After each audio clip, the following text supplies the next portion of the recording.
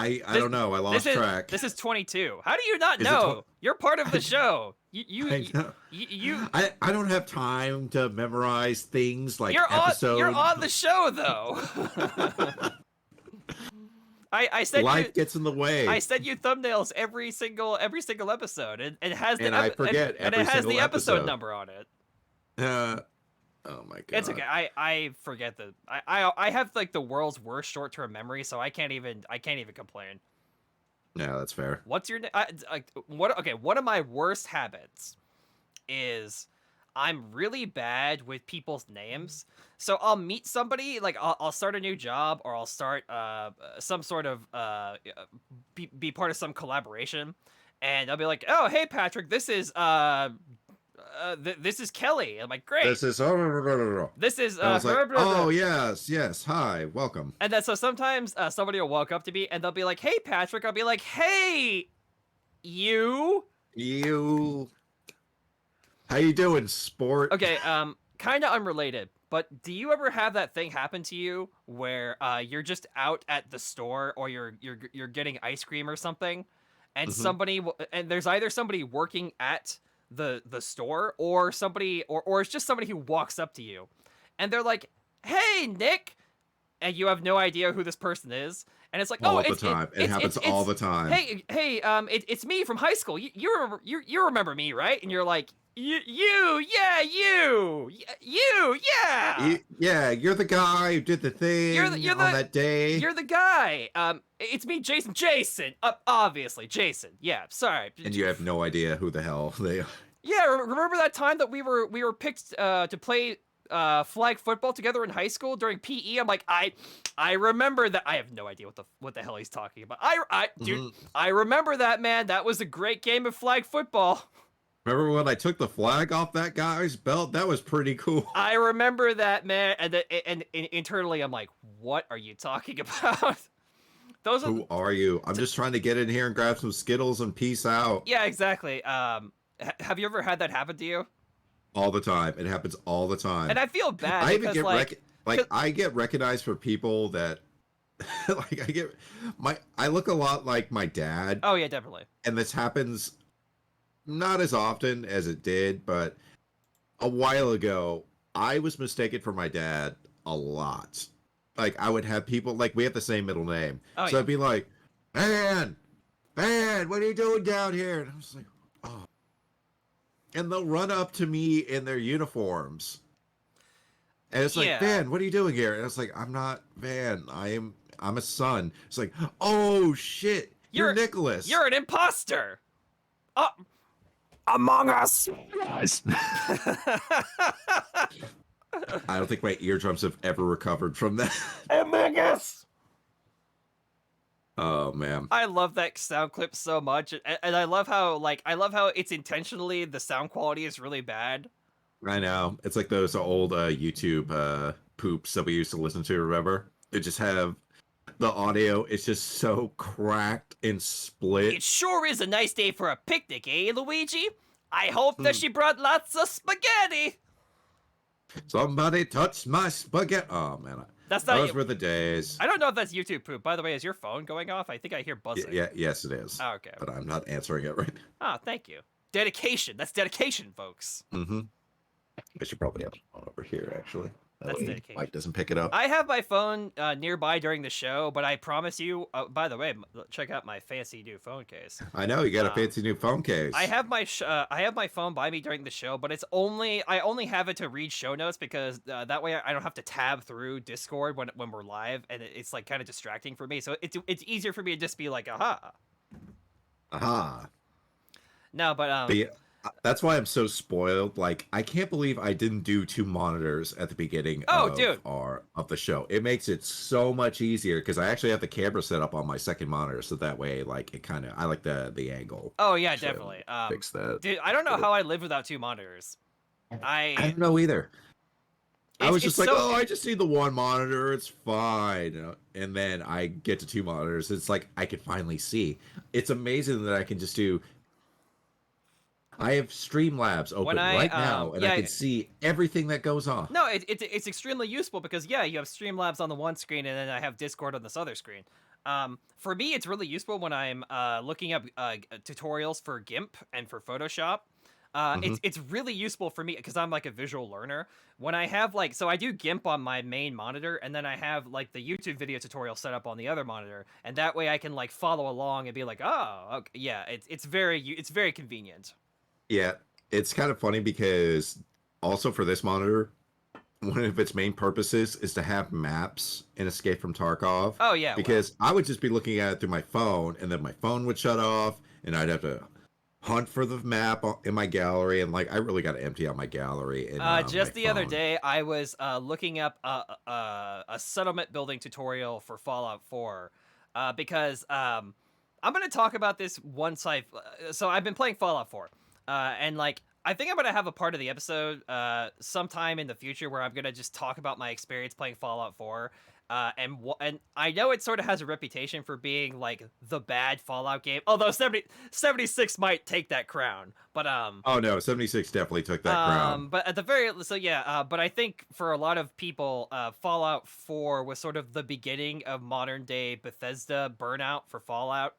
Hmm. And I can kind of see why. And I'm about 23 hours in right now. Uh, but once I play more of the game, I might have spent a sizable chunk of one of our episodes talking about Fallout 4 and my experience with it.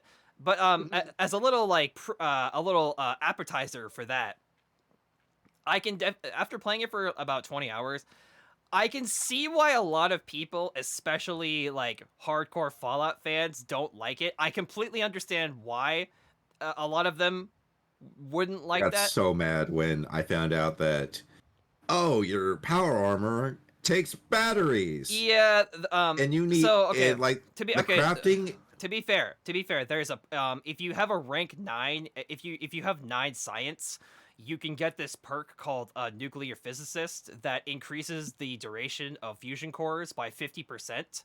Okay, so that's If actually if it's maxed out, you actually get double the amount of time. However, it doesn't change the fact that yeah, in order to use power armor, arguably the coolest thing in a Fallout game. that's the thing you strive towards. Yeah, But they give it to you at the yeah, beginning of the game. I don't You're like that at fighting all. death claws at the beginning of the Yeah, game, I don't. and it takes batteries. I agree. And I agree. God help you if your power armor runs out of juice, because you're If like, you not have, only you're, it's kind of like when you're encumbered, yeah. you just move so slow. Well, here's the Cube, thing. When the problem with power armor is so, like, let's say that you're like balls deep in like a dungeon or a vault, which is like the Fallout equivalent of a big dungeon. Uh, if your power armor, if you run out of fusion cores and you run out of juice, like your power armor is stuck there. Like you can't.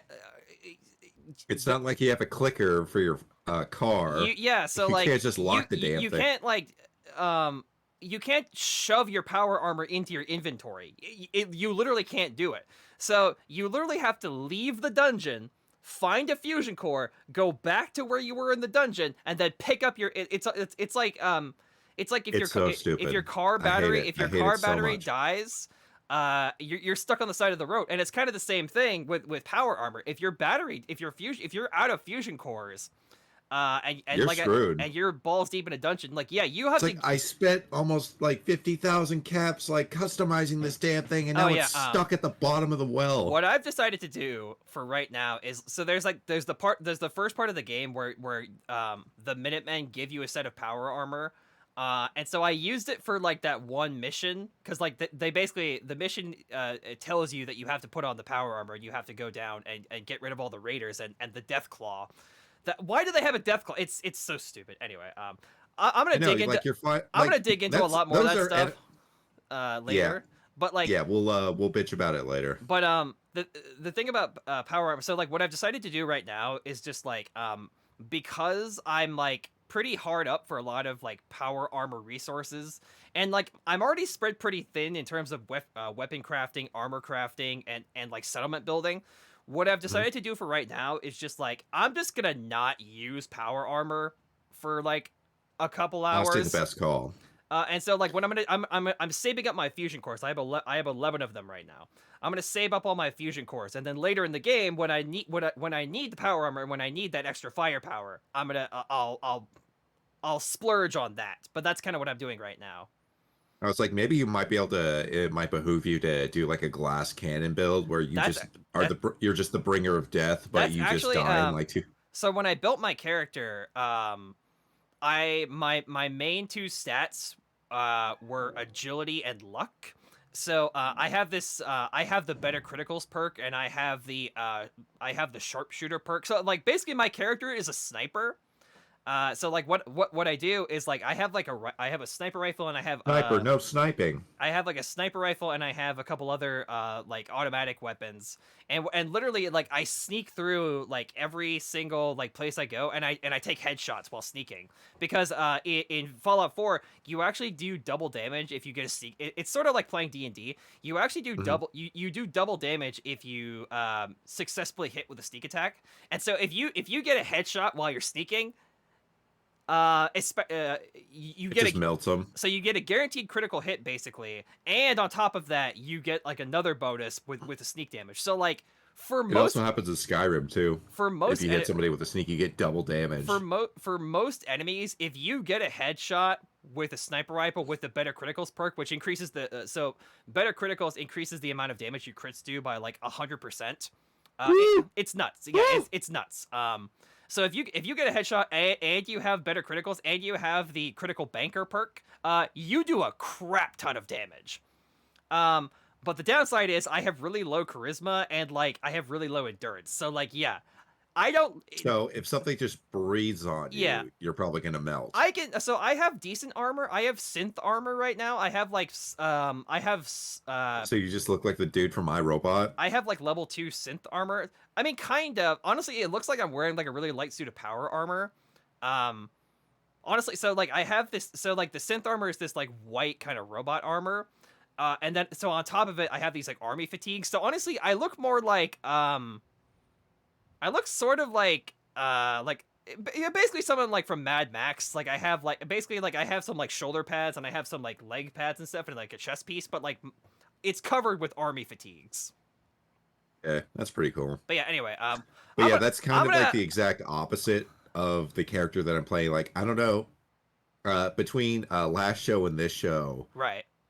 I have just been bulldozing through Bloodborne. That's all I've been playing the past couple of days. I actually streamed it not too long ago. I need to get a capture card so I can actually like stream it with all my fancy layouts and webcam and all that stuff.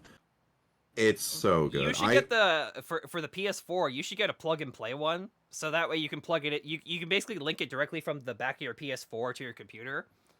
Yeah, I was thinking about that. Because if you because I know that you talked about getting the normal capture one card. that has a PCIe. Yeah, instead of like the standalone capture card, you talked about getting the one that you plug directly into your computer box, like directly into your like computer My setup. tower of power. The tower, sorry, yeah, the tower of power.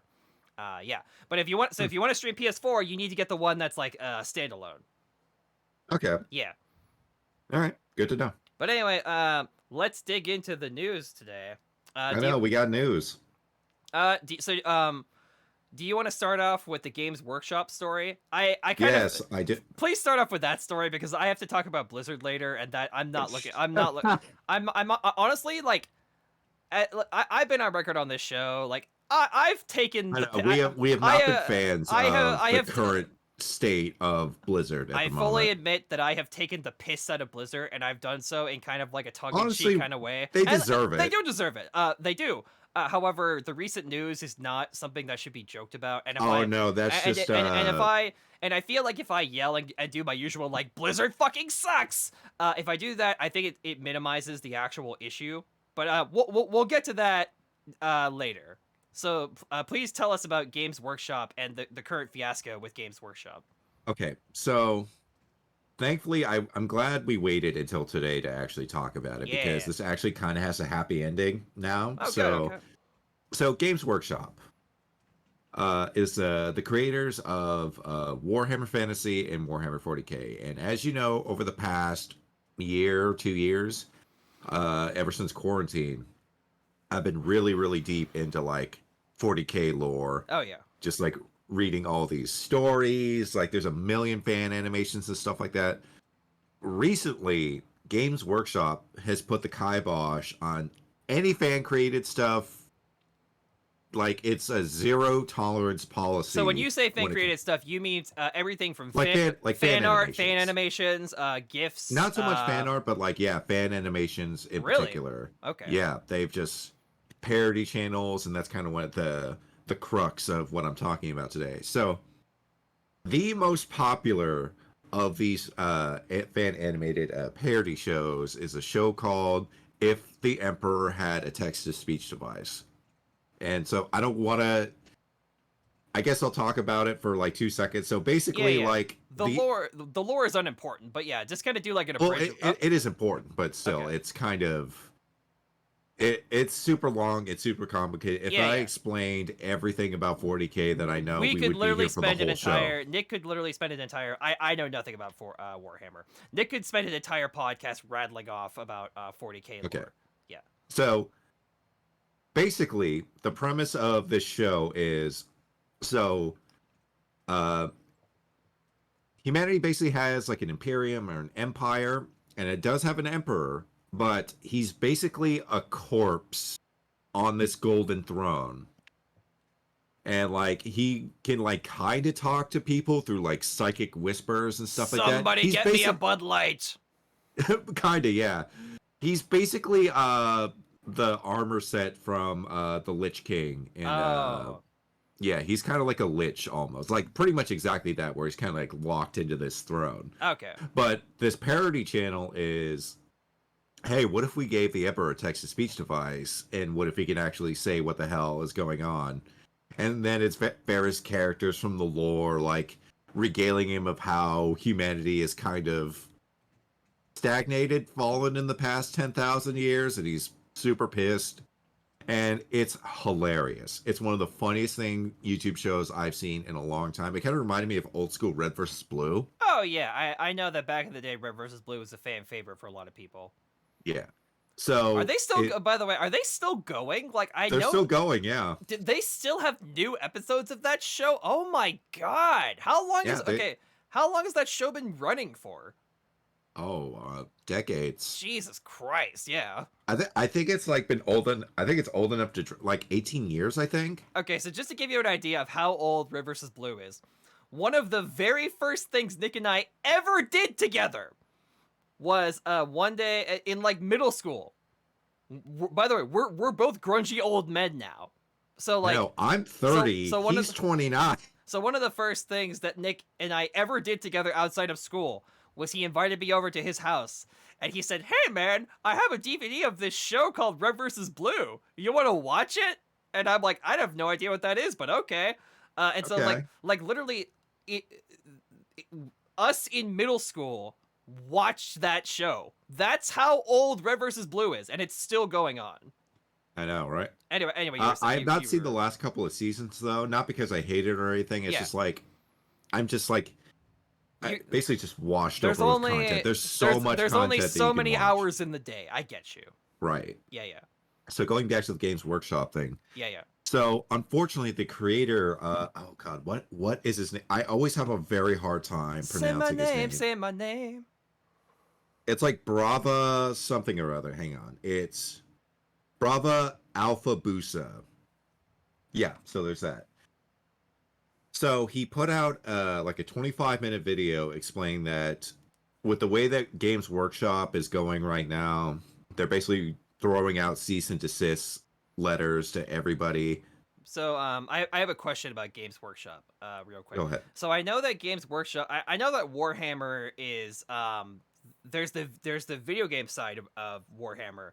But does Games Workshop, is it an umbrella corporation for like the miniature figures and like the play sets and all the so it's like all that stuff. So it's an entire umbrella of all of like the video games, the figures, the actual like it's like not only are they taking the fight to the online space, they're also taking the fight to the reels.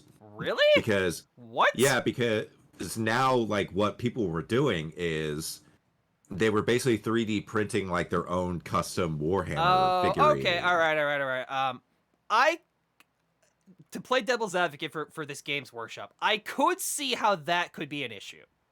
Yeah, but still, like I could see how that's yeah. the model stuff. Like that's as far as Right. I'm concerned, that's a whole different department. Okay, okay. I'm just But saying they might actually have a dog in that particular fight. yeah, well, it's like that's honestly for the model side of things. Like I don't not I would like to get some of the models and paint them and They're play. expensive, dude. They're expensive. They're so fucking expensive. I had a buddy in high school. In fact, I think I talked about him. If you remember my story with the guy who I went to high school with this guy, and we were playing Magic cards in a creative writing class on like a free day before a holiday weekend, and Mm-hmm. we got our cards stolen by my old high school creative writing teacher. Uh, Bastard. so the guy in that story. He was way. In fact, he might still be for all I know. He's like way into Warhammer, like the figurines, but I don't think that he plays the game. He specifically is the type of guy to like buy the miniatures, custom paint them, and like he likes to set up like epic battlescapes, and like he like takes like his Yeah, like hobby. these like dioramas and stuff Yeah, like that. It's so cool. so he buys like he makes like custom like battlefields and little dioramas for them, and like he goes like way into it. He's like way into that stuff. I know, dude. I've been watching like how to paint those things because there's actually like a starter set that you can buy that's like Yeah. it won't destroy my bank account. So maybe we could play it on stream one of these days. It'd be a lot Oh of fun. god! Oh god! Oh god! No, I'm not saying you paint. I would paint all the miniatures. Dude, listen. I have very specific like. Do you? I don't know. Like, do you know like your? I think it's a certain level of awareness. Like, people need to know kind of like their strengths and weaknesses, right? Like, I excel in a lot of things, in my opinion. I like to think that I can articulate thoughts. I like to think that I can organize data proficiently. I like to think that I can. I'm like halfway decent with like GIMP and Photoshop. I just know this about myself. I am terrible when it comes to any kind of like physical art. So like doodling, like painting, like sewing. I'm horrible at all that stuff. I can't do any of it. Really? I can like Have you tried? I have, yeah. I know this about myself. I'm just horrible at that stuff.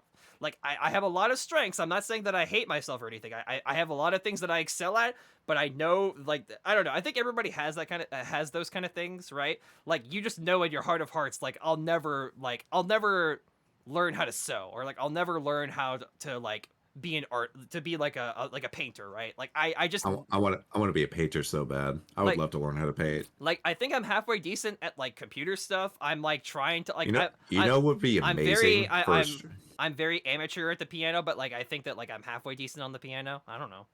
So I like don't know. there's stuff that I'm good at, but there's definitely stuff that I'm like and so like painting.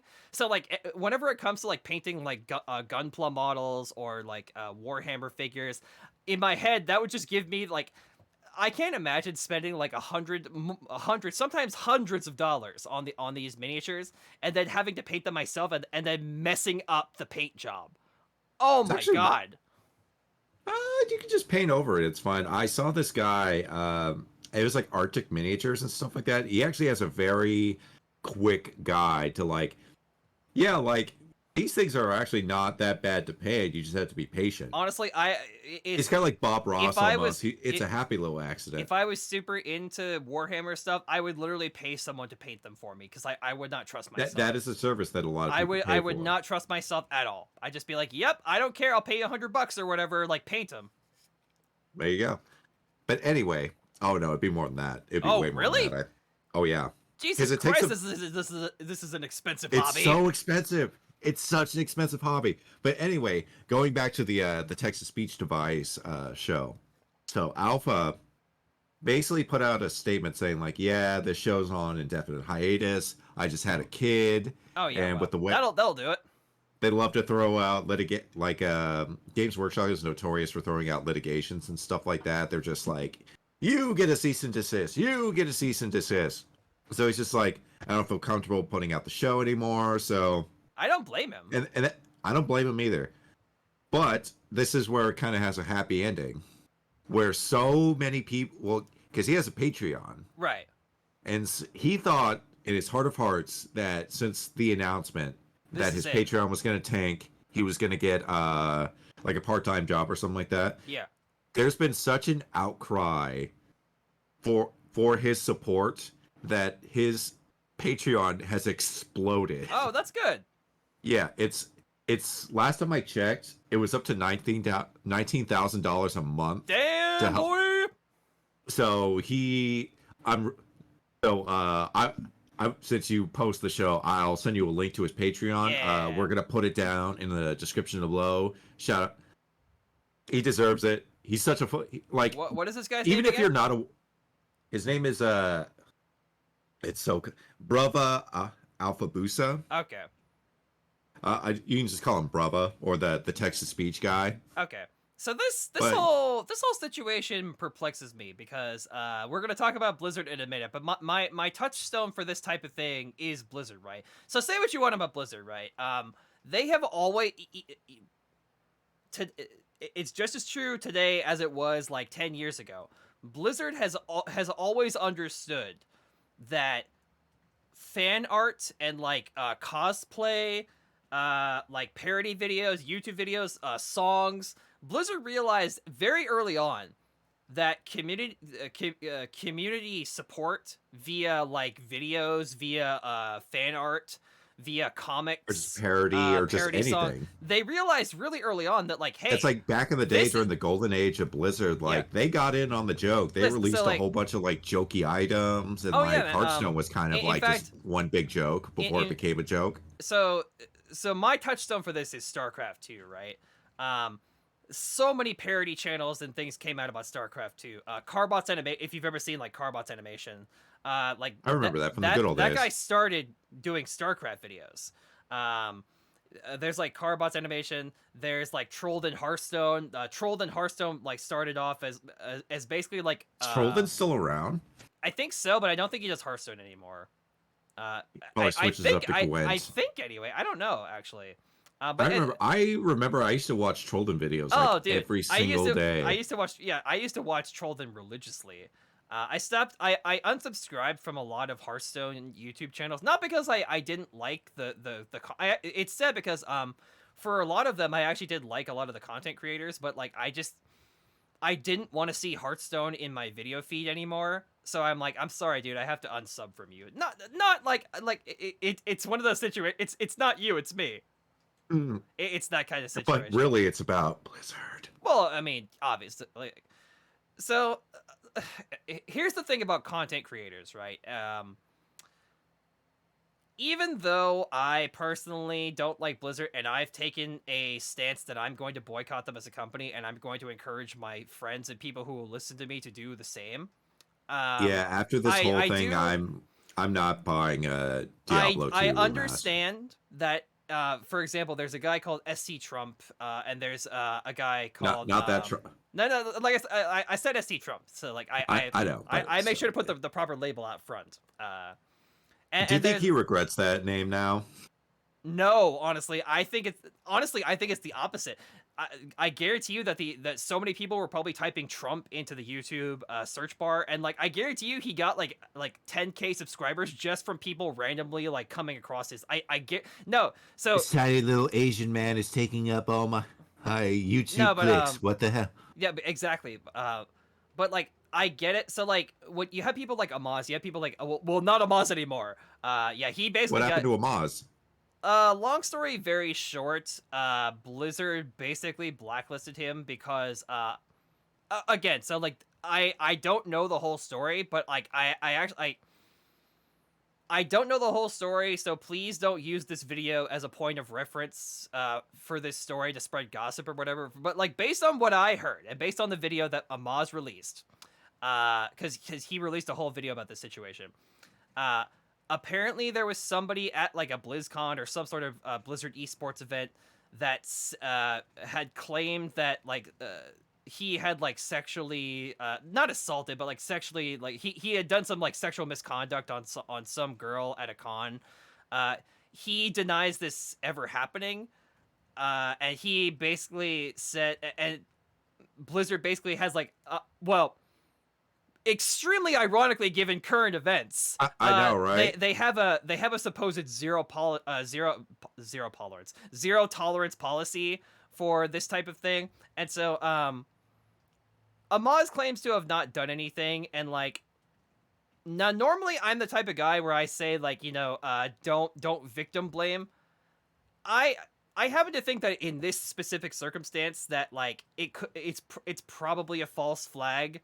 And it kind of sounds like Blizzard was looking for an excuse to like blacklist him and to basically have him be out of their orbit. Uh, like I don't know. Oh, how the tables have turned. And also, so in the video where he responds to the situation, he's not like, so typically speaking, you see people like Pro Jared and you see people content creators like that, and they'll go on the defensive, and they'll be like, I didn't do that. See, I have all this evidence that says that I didn't do it. I have the receipts. Yeah, Pro Jared literally said that. It's disgusting. Anyway, I know, that's why I said. So Amaz, his video basically goes along the lines of like, I swear, I promise that I did not do these things. I'm not going to blame whoever accused me. I'm not gonna like. I'm not gonna. In fact, he was very careful not to say their name. He's like, I'm not gonna tell you like who filed the initial report. Right. Okay. He's like, I'm not gonna tell you who filed the initial report because I don't want you harassing them. But like, I didn't really do these things, and like I did not do this. I did not. Well, so like basically, this one accusation came out, and then Blizzard basically, without any warning and without hearing his side of the story, they like just completely cut him off. No more like press tour. No more. It's funny how that works. No doesn't more. it? No more. Like esports. He was huge. No more. No more. It was like him and tax. Trump and 𝐏𝐥𝐞𝐞𝐚. I used to watch those three religiously. And Brian Kibler. Sorry, going back to what I was talking about. So essentially, yeah, they didn't hear his side of the story, and like, here's the thing, and here's why I kind of potentially believe Amaz in this circumstance, because like, he's not bitter about it at all. He's just like, I understand the situation. I think he's more mad at Blizzard than this person, because he's like, listen, this person maybe misinterpreted something that I did, and if I made them feel uncomfortable, I'm sorry. I'm more upset at Blizzard, who gave me they didn't give me a chance to say my piece, right? Yeah. They just instantly were like, well, you're done, and you're banned. And yeah, again, it's extremely ironic and hypocritical given current events that I will talk about later on. But essentially, you told me some of the things that came out of Blizzard HQ. I thought you were joking. I thought you were trying to pull my leg. Yeah. But no, it's. We'll get to it. But anyway, God. I understand. So people like SC This Trump is exactly like. Wait, hold on. I'm gonna get to it. Hold on. Reel it in for a second. I'm gonna get there. Okay. I'm gonna get there. I promise. I promise I'm gonna get there. So even though I personally am sort of taking a boycott stance, I understand content creators like SC Trump and Brian Kibler, 𝐏𝐥𝐞𝐚, because listen, they invested so many years of their lives into this game, and so they have their own kind of personal reasons why they continue to make content for Hearthstone and make content for StarCraft, and like, I don't know, like, I'm not gonna watch it, but like, I don't begrudge them making the content that gives them a living, right? It makes them money. I'm not upset I'm not upset at them, because they're not the problem, right? They're fans. This is literally the root of the issue. I'm not upset with like the content creators that make content for the games that they love. I'm upset at the corporation, which is a great segue. Were you done talking about were you done talking about Games Workshop, by the way? I didn't want to hijack it. Yeah, I just wanted to. Honestly, before the whole, I found out about Brava's Patreon exploding and stuff like that, I was just going to tear into him. Sorry, the reason But now that I know that this guy is being taken care of and stuff like that, and we're going to put the link to the Patreon in the description down below. in the description for this video. It's kind of cooled my temperament. By the way, while you're there looking at the description of this video, you should go ahead and click that subscribe button. And subscribe. You should smash the bell. You should hit the like button. You should hit the notification bell. You should leave a comment, preferably within the first hour of this video, because it helps us. It helps the algorithm. You should also follow us on Twitter. What was the character? We gotta fight 𝐿𝐺Rhythm. 𝐿𝐺Rhythm. We have to from Space Jam 2. We have to find Don Cheadle. We gotta fight Don Cheadle in a basketball game. Oh god, we're gonna die. You should follow us both on twitter.com. I'm at twitter.com /darknightcecil, or the Obsidian Man. You can find me either way. He is at He is at twitter.com/unluckymagician76. You can find That us is right. you can find us on Twitch at the exact same twitch.tv/theobsidianman and twitch.tv/unluckymagician76. Boom, we pimped out. Anyway, There you go. I did it You know before what's the really hour funny? mark. I did Somebody it. was I did asking it. me. You did it. I did it. Somebody was actually asking me, "Hey, Unlucky, where'd you get your name from?" the other day, Yes. and I don't think I've ever told it on the podcast. I think you might have been like one of the The lost episodes. The lost episodes. Yeah, but please go ahead. All right, so it's not a very interesting story, but I just thought it was funny. So you've heard of, like, for the viewers at home, they've probably heard of Donald Glover, Childish Gambino, right? Childish Gambino. This is America. Oh man, dude. By the way, if you haven't seen the music video for This Is America, you should go check it out. It's more relevant. I think a lot of people have checked it out. It's it has, more like, relevant today than it was back when it was made. Oh no, way more relevant. Oh, it's still well. It will always be relevant. But anyway, yeah. One of the ways that he got his name as Childish Gambino is he put his name in the Wu-Tang Clan name generator.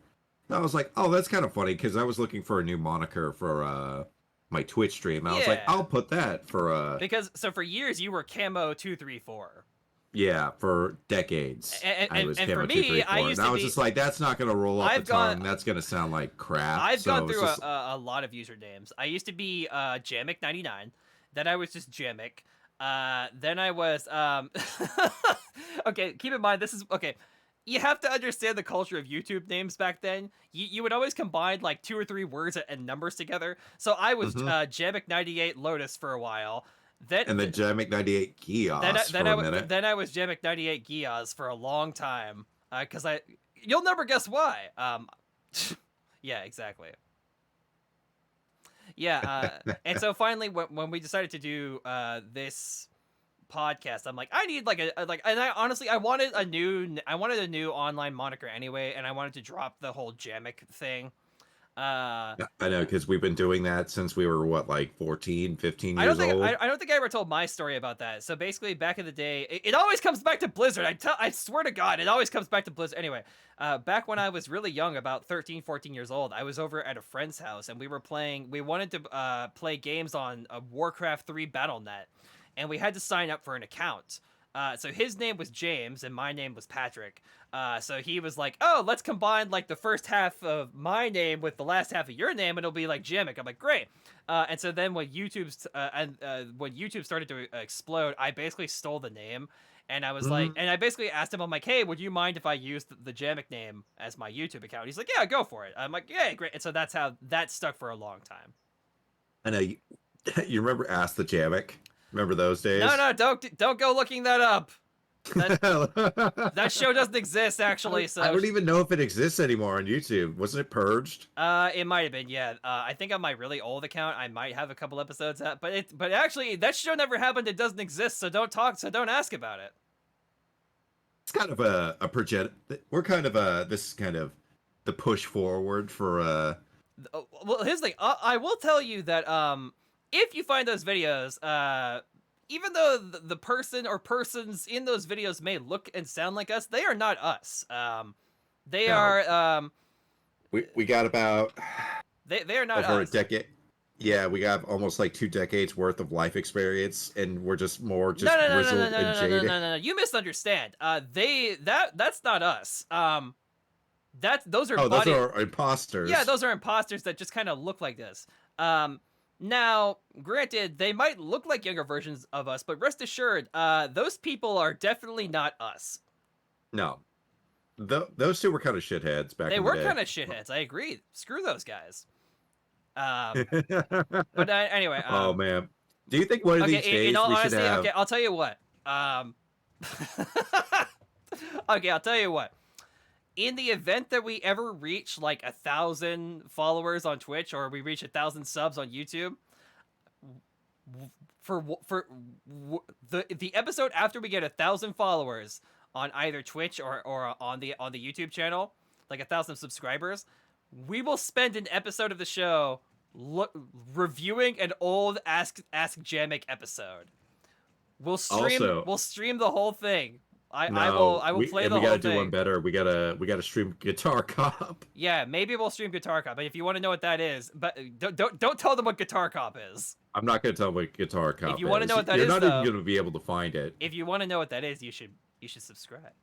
You should subscribe. Anyway, let's move on. I have Us with our sexy new haircuts. But no, I love this haircut I haven't so gotten much.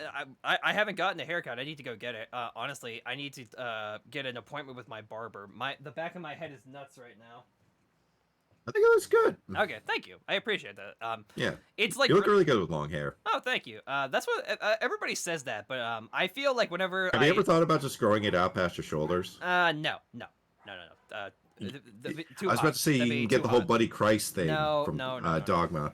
That would be way too hot. That would be way too much to carry around. I would sweat like crazy. No, thank you. That's fair. But anyway, so the reason that I brought up Blizzard with the whole fan art thing and the whole media thing is because, like, say what you want about them, they realized really early on that, like, their fans making cosplay and making parodies and making songs and making, like, fan fictions, that's the lifeblood. Like, you shouldn't shame that stuff. You shouldn't ban that stuff. You should encourage the hell out of that stuff. Because exactly. Well, they had like fashion shows at BlizzCon. Because that type of content is the lifeblood of your brand. Say what you will about BlizzCon now, but back in the day, it was a highlight of the year for a giant chunk of us. Before the company tanked in terms of PR, BlizzCon used to be like the... I would say before 2017, before the infamous "Do you guys not have phones" fiasco, BlizzCon was one of the most respected gaming conventions like on the planet. Like if you were on the grand stage, and of it Blizzard, also had some of the, and I'm not exaggerating here, it had some of the coolest and most technically complicated cosplays I have ever seen in my entire life. Blizzard cosplayers they're insane. Those guys are like those guys are they wicked. Those guys are well. That's how talented. a lot of those famous cosplayers got even their today. foot in the door. I'm not even I'm not even shitting on the cosplayers today. They're still incredibly talented. No, they're still incredible, but like that launched the career of like really famous cosplayers like Jessica Negri and like all those other guys and stuff like that. Like cosplay was like it was like it was a cultural touchstone of BlizzCon. It was like their Milan like fashion show, like their fashion. Yeah, they literally had like the catwalk. They literally like had... it's like I don't know, like I don't know too much about fashion, but like whatever, like the Super Bowl equivalent of their fashion show. Like BlizzCon was one of those shows. If you were a finalist in like a BlizzCon cosplay show, like people knew your name. They famous overnight. People would be like, "Oh, I'm gonna follow them on the gram or whatever," right? Mm-hmm. Oh, on the gram. Anyway, if you were done with Games Workshop, I'm gonna talk about Blizzard for a bit. We've been talking about Blizzard anyway, but like the actual story. Honestly, I went into this episode from a couple days ago after the whole alpha thing happened. I was gonna tear into Games Workshop, but just the fact that like the amount of support that he's getting through his Patreon and like such kind words, it's kind of cool. I'm assuming that other smaller creators are getting screwed over, right? Oh yeah, they're all getting screwed over. Like there was another fan animator named Sodaz that made like I should link you some of his stuff. Okay. Like they completely purged all his stuff, but like a few like re-uploads still exist. You can probably go on the Wayback Machine and find it. Oh no, I can still find. I can find it right now. Oh, there you go. I'll tell you what. I'll send it to you after the show, and you should check it out because it's like. But anyway, like just the fact that Games Workshop, like if Disney is more lenient on copyright than fan animations and fan short films, you done fucked up. I'm sorry. You're really messing up because like why not like listen? I didn't even explain. Let your community make money off of your that's copyright, one thing I just remembered. Like because do it. Their Games Workshop is putting up this. I hate this thing. It's called Games Workshop Plus or something, where they have their own and they have their own streaming platform for their like fan animations and stuff like that. And I'm just like, stop. Okay, here's a tip for any game company, here's just a tip for any company that wants to make their own streaming service, okay? Don't do it. Don't do it because you're going to fail. You're not going to be as popular as everybody else.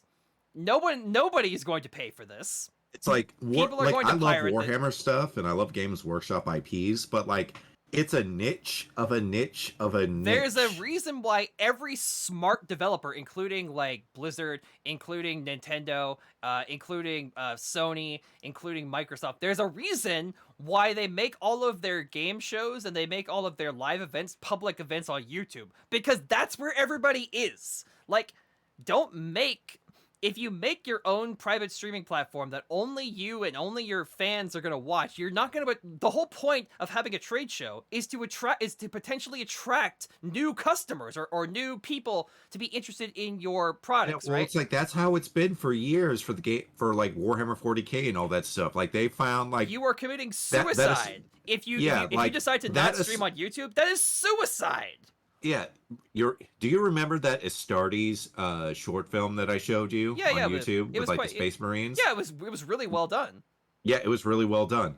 But that was on YouTube. That was on YouTube for free. But also YouTube now took the original creator, they hired him, but they took away the originals and now it's only on. Oh my god. It's so dumb. Dude. I don't want to say that Games Workshop is acting like a whole bunch of gatekeeping neckbeards. They're shit in the bed. They're shit in the bed, but they're acting like a bunch of gatekeeping shit. It's like, oh, so you don't have a vintage Astra Militarum army, you fucking scrub. And it's like, dude, I just like goofy sci-fi and stuff like that. And this, like, I love Warhammer 40K, but this ain't Star Wars. No, yeah, exactly. I think it's a. Like, honestly, it's like you don't have even the level of popularity that Star Wars or Star Trek has. And listen, I'm gonna say something. It might sound kind of elitist, but like, listen, you don't even have like the name recognition of something like StarCraft. Okay, like if like you're a niche hobby, and I'm not saying that's bad. I love tons of niche stuff, but like I love Warhammer 40K stuff, but it is a niche of a niche of a niche. It is a tabletop miniatures game, but granted, there's a ton of like great video games out there. You're not even on the level of something like D&D anymore. D&D is more mainstream than you were. Like I know, you done screwed up. You're not as much of a Billy Badass as you think you are.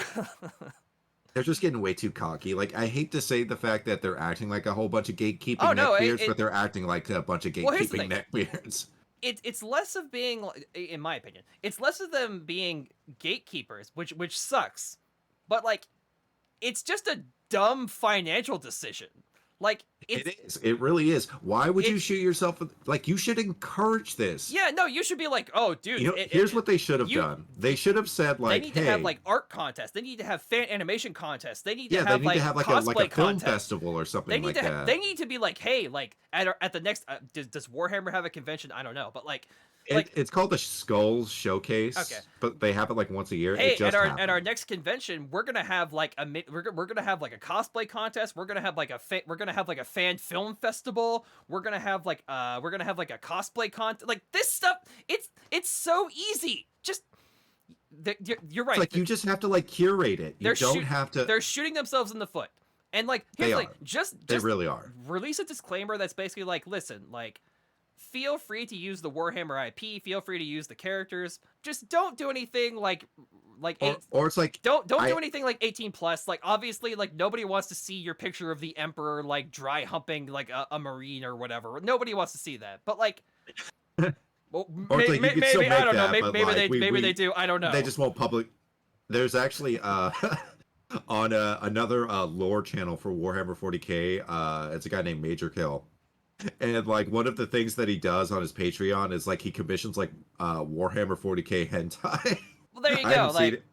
Like, and listen, you're like, okay. Here's my message to all IP owners, right? All of you, every single one. It doesn't matter if you're Disney, if you're a video game company, if you're Disney, Nintendo, whatever, right? Come in real close. Come in real close. All right, come in. Are we all close together? Okay. I hate to break this to you. I hate to be if I'm the person delivering you this news, I apologize.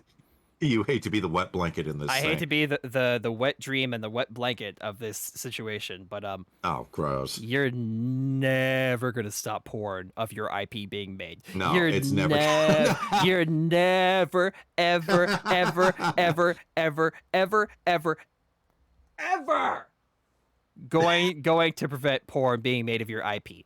So just don't even try. It's like Hercules Now, fighting the granted- Hydra. Once you cut one head off, two more take its place. Now, granted, you don't have to showcase adult art at on your website, and that's you can just let it exist. Yeah, Yeah, just do what Nintendo does and just accept the fact that, like, yeah, there's it's definitely never. just be like, They yep, can't do it. there's definitely Because gonna. here's what the creators are gonna do. They're gonna say like, "Oh, they banned all the porn. Well, I'm just gonna make it like it's gonna escalate Yeah, even further. even more. It's like, even more. You're gonna ban my content. I'm gonna make it even more smuttier and more depressed. Exactly. More hentai artists are gonna be like, oh, challenge accepted. I'm gonna be horny even harder. Yeah, exactly. Even harder. Even harder. Yes. Oh, that's the name of this episode. Horny even harder. No, just even harder. Harder, corporate daddies. Harder. Listen, Warhammer Daddy. Why can't you just let me make my fan animations? I thought what we had was special. Those nights in Cancun that we shared together. Why, corporate daddy? You're breaking my heart.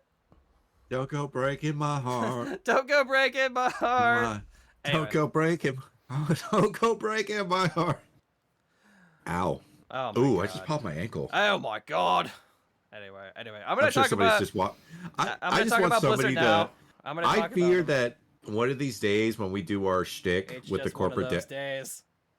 What happened? No. I just feel like somebody's gonna pop into the stream when we're doing our corporate daddy shtick, and they're just like, "What the hell are these guys That's do?" the best part. That is the best part. You got to tune in to find out. No, see that's the thing though. In order to stand out from the typical podcast where they're like, we're talking about AMC stock prices today. That's boring as shit. Nobody wants to hear that. Everybody wants to hear, hello, and welcome to the Weekly Chat's weekly rendition of Smutty AF ASMR. Today, I'm going to make the sound of a flamingo. So imagine this scenario. I'm gonna create a scenario for you. Are you ready for this, darlings? Are you ready for this, loves? No, I'm not. I don't like where this is going. Close your eyes. No. You're on a beach in Florida. No. Suddenly, Why'd it have to be Florida? you're on a beach towel. You have your favorite swimsuit on, or if you're a lady, you have your favorite bikini on, or one piece, or whatever you want to wear. It's up to you. This is your mind palace. You can do whatever. Oh God! You can do what you can do. You can do whatever you want here. This is stop. This is your space. Stop. This is your space. And off in the distance, you hear a sound.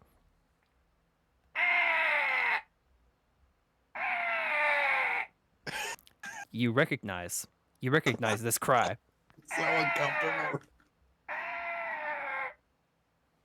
I'm so uncomfortable right now. You recognize this sound as the sound of a pink flamingo, and you take a sip of your favorite beverage of choice that you brought with you in the ice cold cooler to the beach, and you realize, hey, life's not so bad after all. This has been Weekly Chat After Dark, signing off. I would love to do a weekly chat. Oh God, I can't move. Oh no. Oh no! What happened? Did you escape into your mind palace too hard? Did the flamingo attack you? Did the flamingo attack you in your mind palace? Oh God, yeah, it breached my mind palace. That's right. It broke in, and I wanted to shoot it with a shotgun. Oh God. Well, I hope you appreciate that levity because I have to talk about Blizzard now. Yeah. Okay. Here comes the shitstorm. All right. A literal shitstorm. So, like I said at the beginning of this episode, I've taken the piss out of Blizzard, and like they've irritated me Rightfully so. And they've irritated me mightily the last like 5 years. Everything from the Diablo Immortal fiasco to the Blitzchung fiasco, the Amaz fiasco, their complete butchering of the Hearthstone Battle Pass, the complete an utter failure that was Warcraft 3 Reforged. Like, there's just so many things about Blizzard that is so incompetent, and so they have fallen. They used to have the You highest either highs. die a hero or you live long enough to see yourself become the villain. Their complete abandonment of esports, their complete abandonment of Heroes of the Storm, their complete abandonment of StarCraft 2, their complete abandonment of like Overwatch. I'm not even an Overwatch guy, but like, god damn, it sucks. Like, come on. But It's rough. we're not, so like, that's like, all of that stuff though is like, at the end of the day, it doesn't really hurt anybody except for the players. If you haven't heard by now, and I'd be shocked if first of all, if you haven't heard about this, hello, I want to live under that rock you're living under. I know, it must be nice. I want to It's go. nice and cold. I want to go to that rock you're living under. The state of California recently filed a gigantic lawsuit of sexual harassment and employee misconduct of Activision Blizzard. Now, again, this is not a clash. This is not a clash. This is a Clash of Clans. Clash at Demon Head. The Clash at Demon Head. I love. Oh, Scott Pilgrim is so good. This is not a class action lawsuit from the employees of the company, which a lot of people are A lot of people are spreading misinformation and saying that it's a class action lawsuit from the employees. This is not. No. This is a 2-year-long investigation into allegations from the state of California into sexual misconduct and the mistreatment of employees at Activision Blizzard, specifically at the California branches. I believe they're in Irvine. Now, normally, you know, I would yell and be like, "Oh, Blizzard sucks. They suck. They suck, and you should boycott them." And you should. I'm not going to go in guns blazing because I don't want to minimize the actual trauma of this issue. So essentially, here's just a couple of things, though. Jason Schreier, who, by the way, if you're on Twitter and you're not following Jason Schreier, you need to remedy that immediately. Here's the thing. I don't agree with everything the dude has ever reported on, and sometimes he has said and done things that are like a little dubious. That being said, though, the dude has balls of steel. He doesn't give a crap about his reputation with the game. Is he from the old guard at Blizzard? Oh, he's never worked at Blizzard. He's been doing games journalism for years now. He's a games journalist. Yeah, I thought he worked for Blizzard. No, Jason Schreier, he's done so much legwork, dude, for companies like he basically has like he is a master of doing investigative journalism and the corruption of like game development studios. If you remember me a couple months ago talking about Ubisoft and all of those allegations, he was one of the major factors in breaking that story. Okay. And so he has been on the ground. And I'm gonna follow him right now. Yeah, he has been on the ground and he's done legwork for years. The guy, say whatever you want about the guy. The guy has put in the work, and the guy does not give 3/5 of a fuck about his reputation with game publishers and with game developers. He doesn't care. He will, and like they sent him all kinds of cease and desist letters. They sent him all kinds of like PR bullshit. The guy is really good at getting witness testimony and keeping it confidential. So essentially, in addition to the state of California, Jason Schreier has also been privately over the course of like 2 or 3 years.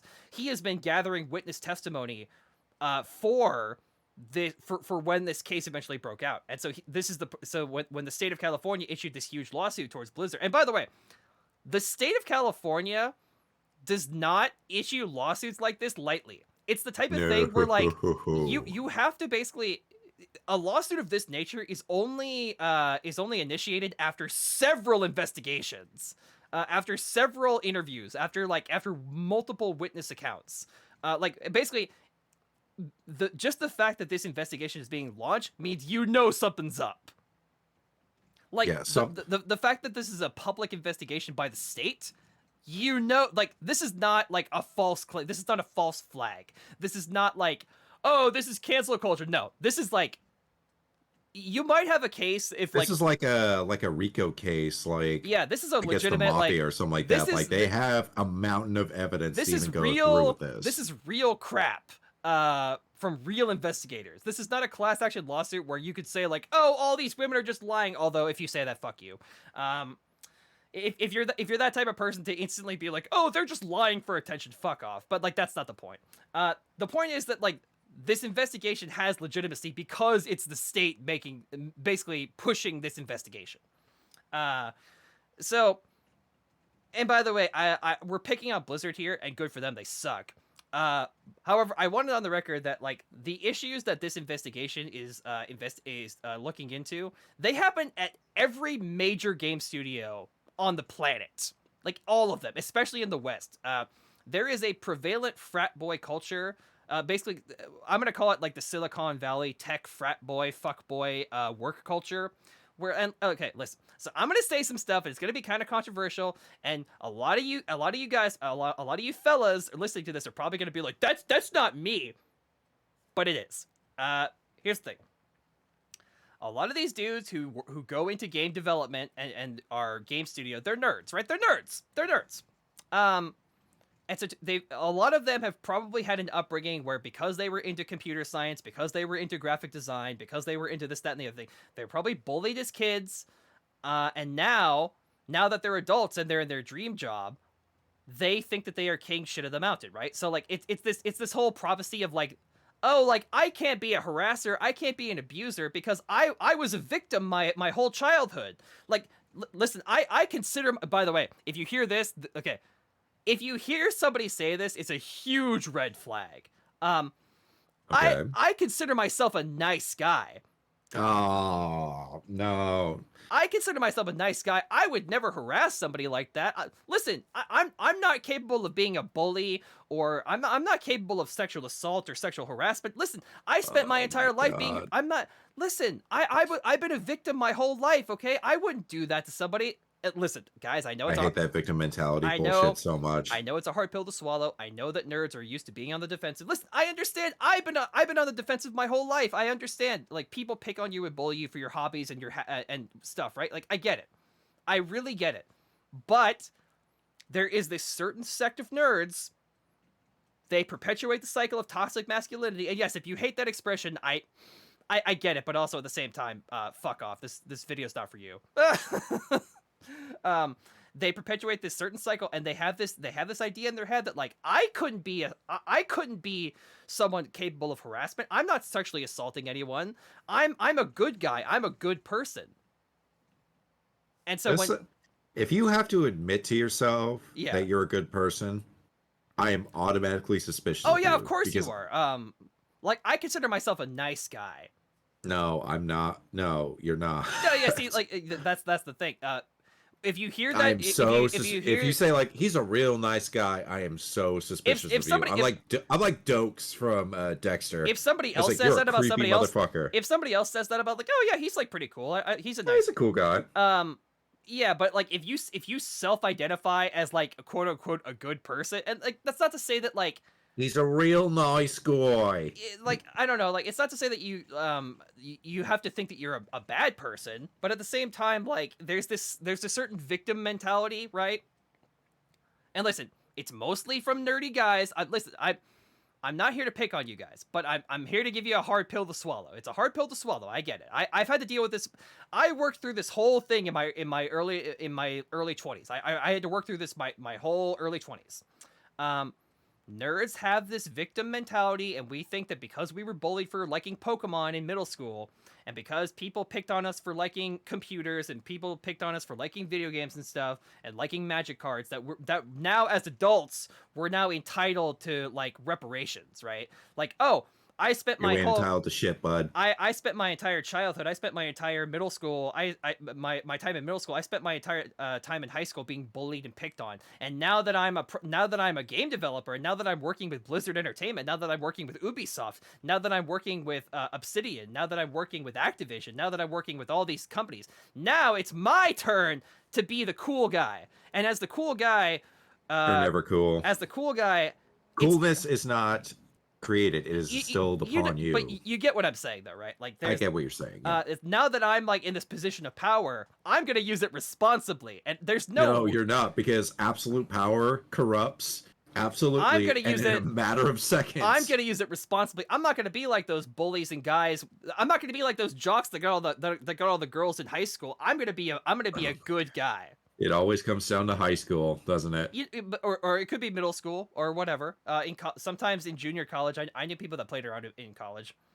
Um, but like what I'm trying to say is like a lot. And again, I'm not saying all of you. I'm not saying every game developer is like this. I'm not saying every male game developer is like this. I'm just saying it's a prevalent attitude in the video game industry. Is that fair to say? Yeah, Is that fair? absolutely. Okay. Mm-hmm.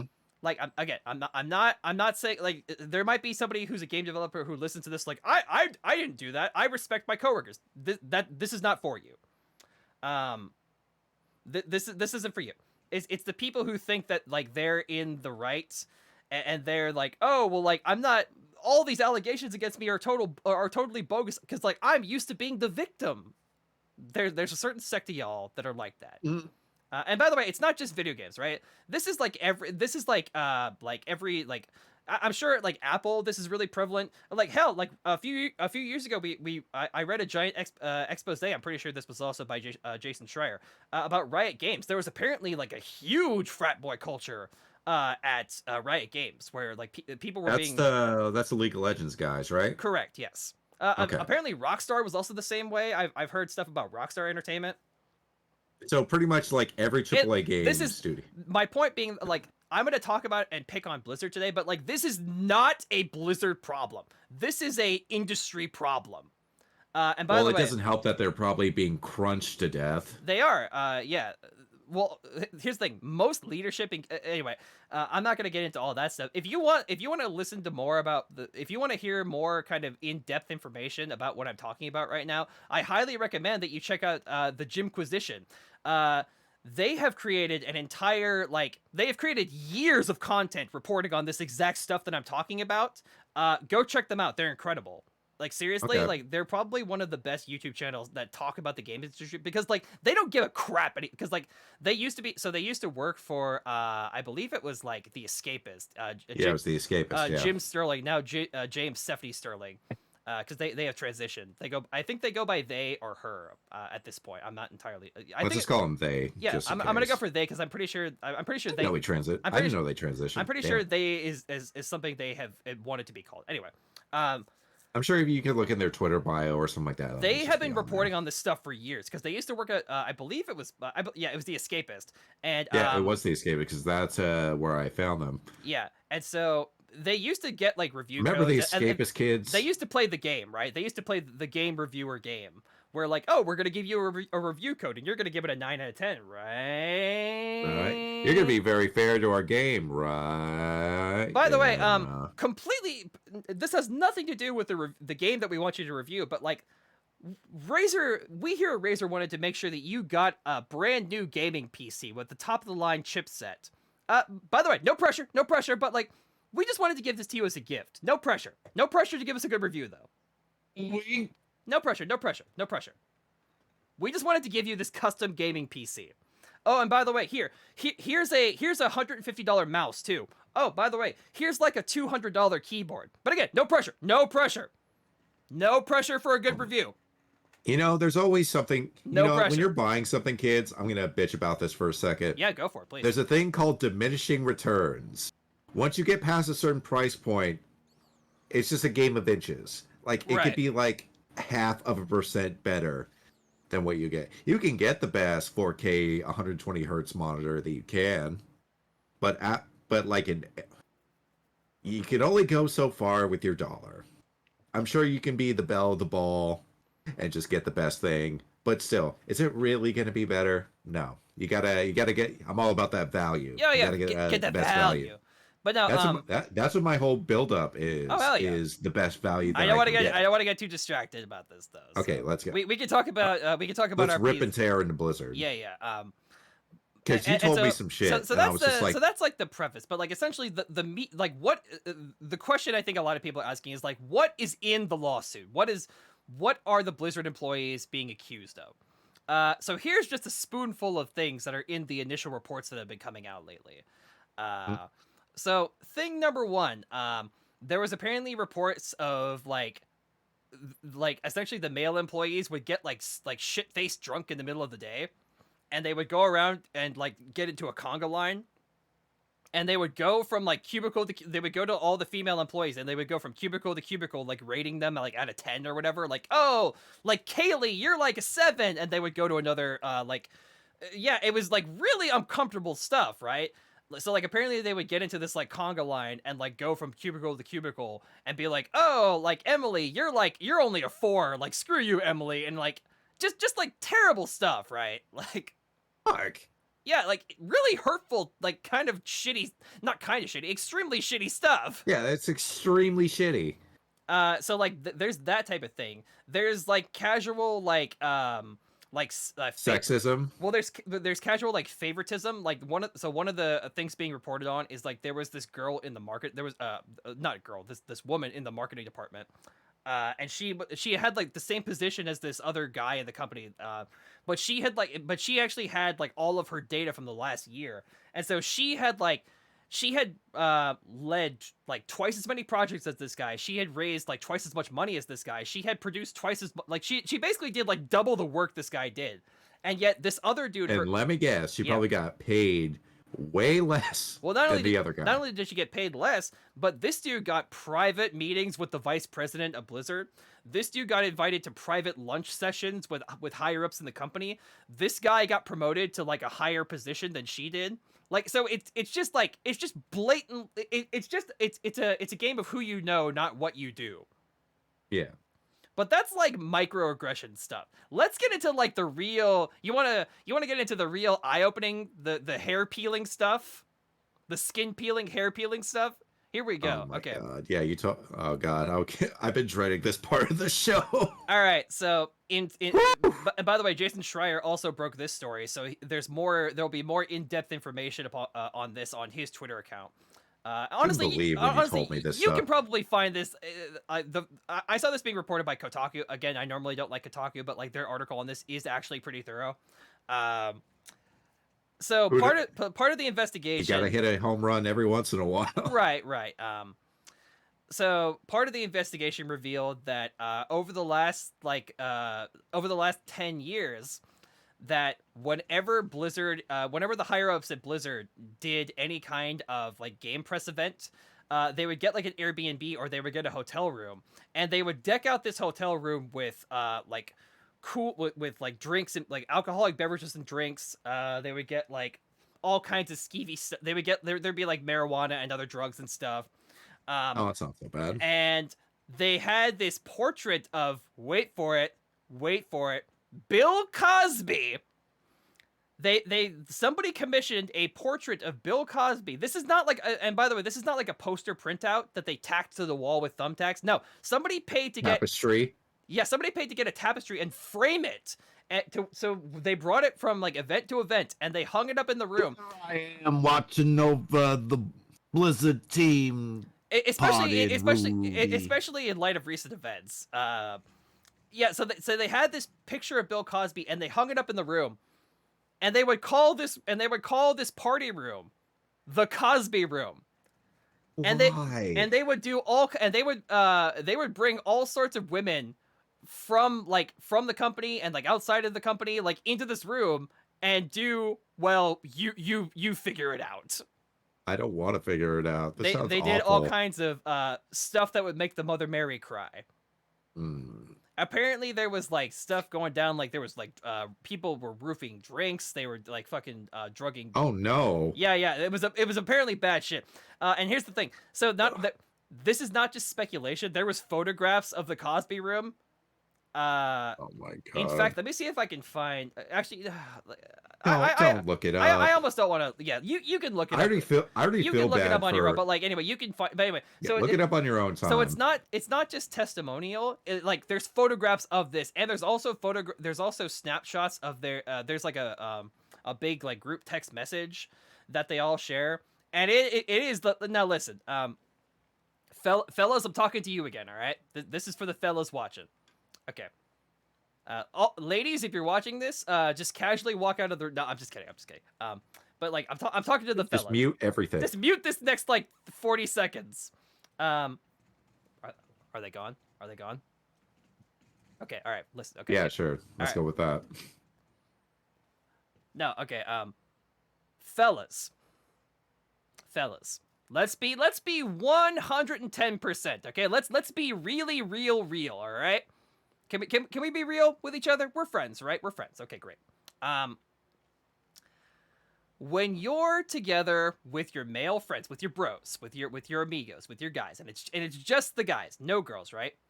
The atmosphere of a room is very different. Yes? Yes. Because you got to watch your P's and Q's. So sometimes, when like if you're hanging out with a group of friends, although it depends, and though. there's It like depends on the and like friend group. if you're hanging out like in a public space, and there's like if you're at like a bar and there's like multiple people around, like multiple women around, like we act very differently, right? But when you're with just the guys, when you're with just the bros, I don't care who you are. Like I don't care how good. Like I consider myself to be somebody who like wouldn't say like terrible stuff to somebody, but like when you're with the guys, sometimes the worst aspects of your personality can leak out, and you talk about raunchy stuff, and you go there, right? You go places, and I'm not gonna. You can figure out what I'm talking about, but like when you're with your guy friends, sometimes especially if the birds and the bees talk get cranked up to 11, and you just kind of break off the dial. Especially when there's alcohol or like marijuana involved or any kind of like other drugs involved. Not that I've done those. No, honestly, I'm really boring. Like the most dangerous thing I take is like CBD oil. Oh, so dangerous. Anyway, oh, he's real dangerous. Anyway, oh no, he's wacky and wildin'. He's like Jordan Belfort. Yeah, exactly. I'm get the lewds. I am not dying sober. I'm not gonna die sober. Anyway, especially when the alcohol and the other substances come out, y'all know how you get with each other, right? And I'm not saying you get real comfortable real quick. You get real comfy revealing information that you probably wouldn't reveal otherwise, and you would say things you might not normally say otherwise. That's what was happening in this Blizzard text message chain, right?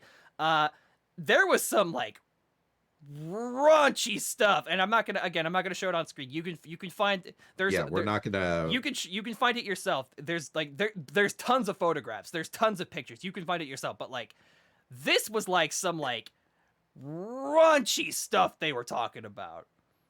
They went. Did you see this? No, I didn't. I'm gonna show you. I'll send you a link after the fact. Yeah, share it to me after the show. I'll share it to you after the fact. But it is. Let's just say it's not exactly. I'm gonna share cool fan animations. All I'm getting is a group chat. Yeah, exactly. A cesspit of a group chat. It's an equivalent. It's an equivalent exchange. How is this equivalent?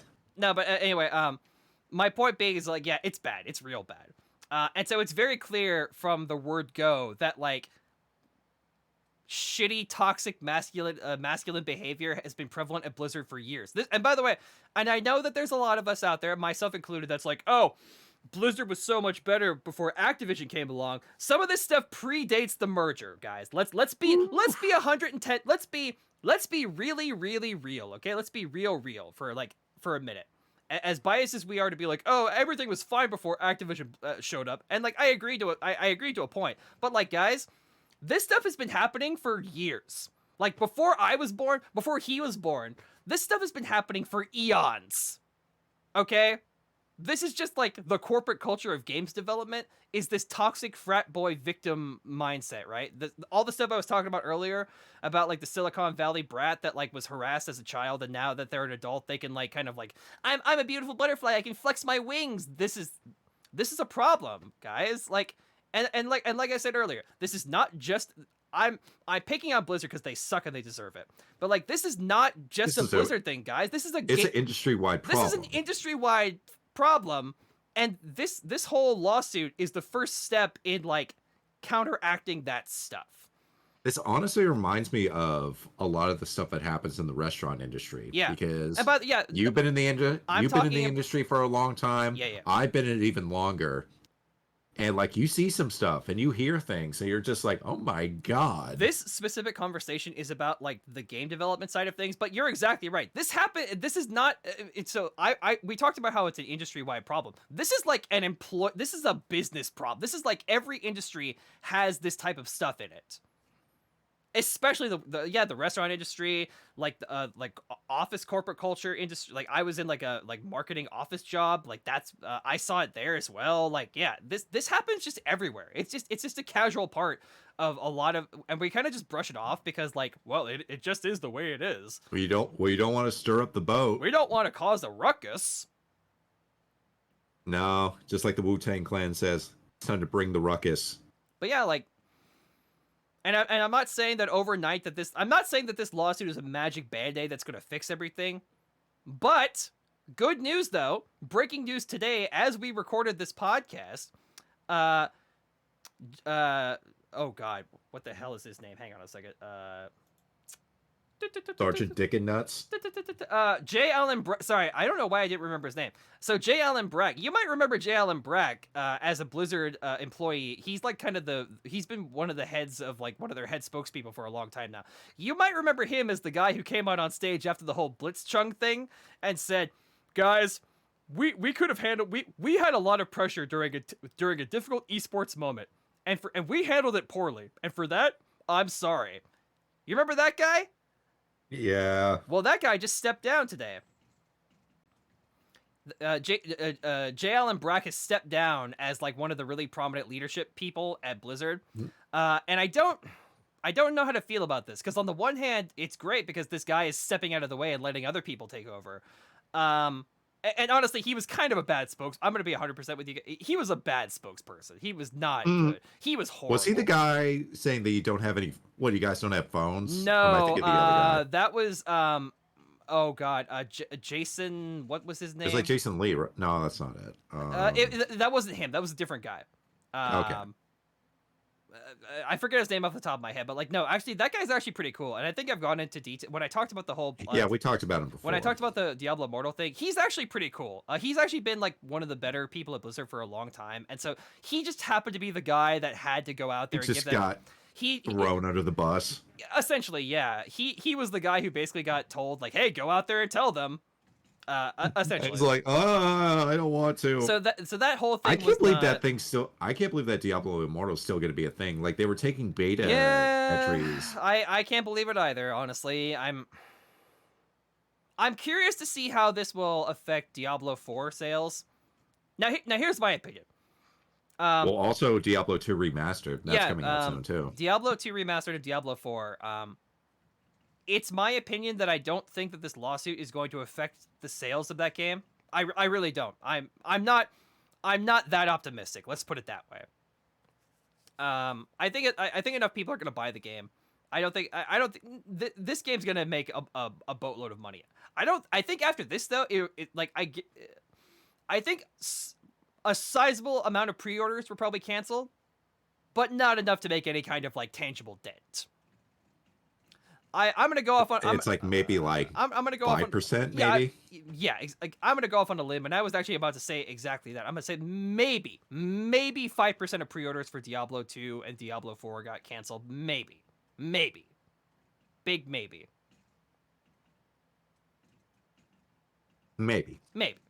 But yeah, not enough to make any kind of dent. But I think that honestly though, if you ask me, JL Brack is a good start. Bobby Kotick should step down, man. He is Bobby Kotick the head of Activision, or is he? He is the CEO of Activision Blizzard. They're a merged company. He is the CEO of Activision Blizzard. Oh my god, what a shit show!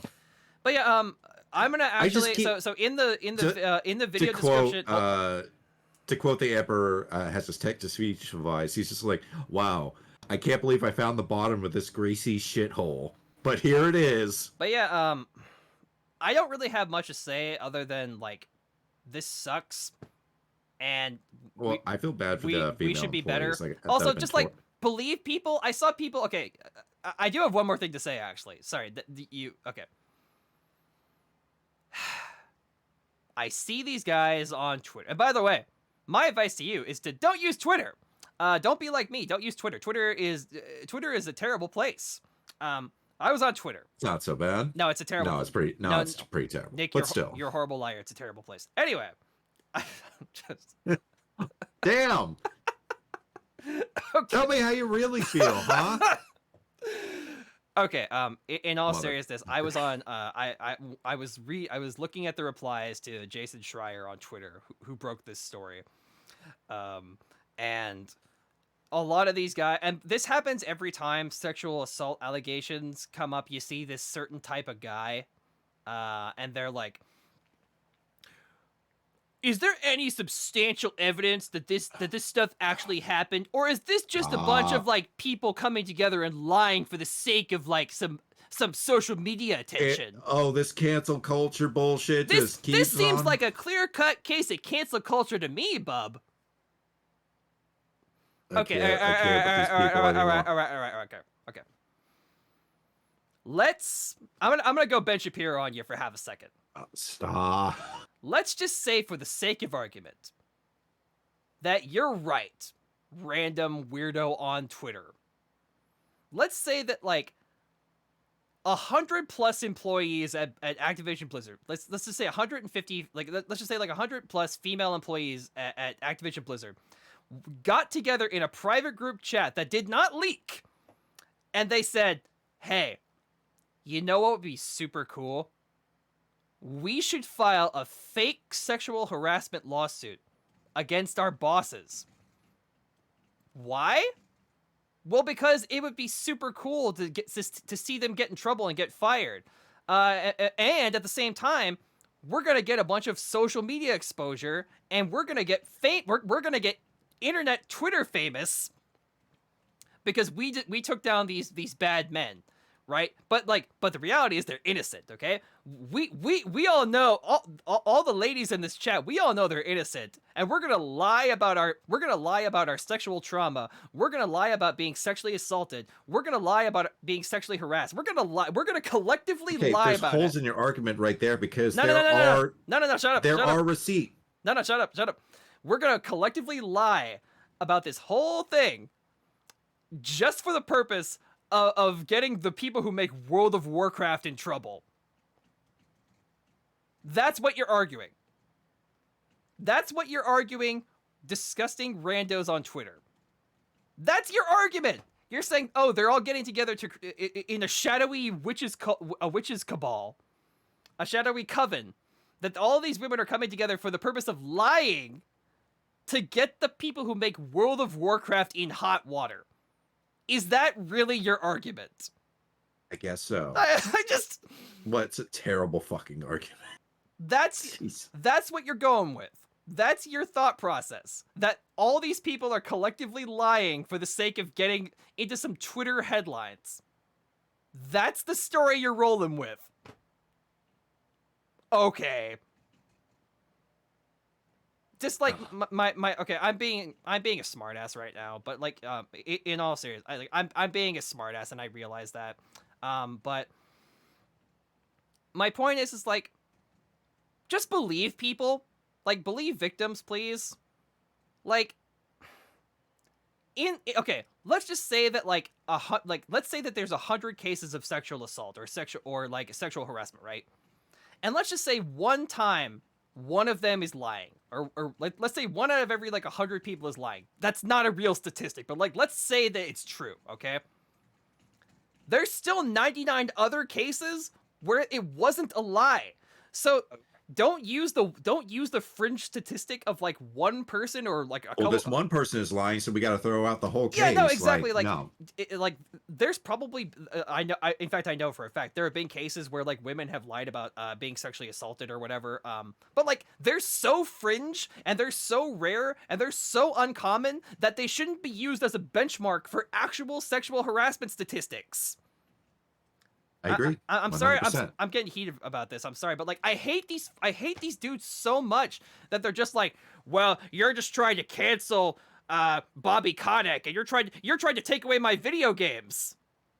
That's what this is for them. It's not the fact that these people are being assaulted, they're being care traumatized. About the people that were hurt. I just got to get that Epic Gear and WoW raid law. It's true. No, it's true. These people have no empathy. They don't give 3/5 of a fuck about the actual people on the ground they don't give a shit about the pay, the working conditions, about the people who make their video games. This is also a general problem for most people in general, because that was a terrible fucking sentence. But anyway, most people don't think about where they're all their shit comes from. Yeah, Most people exactly. don't think about where their food comes from.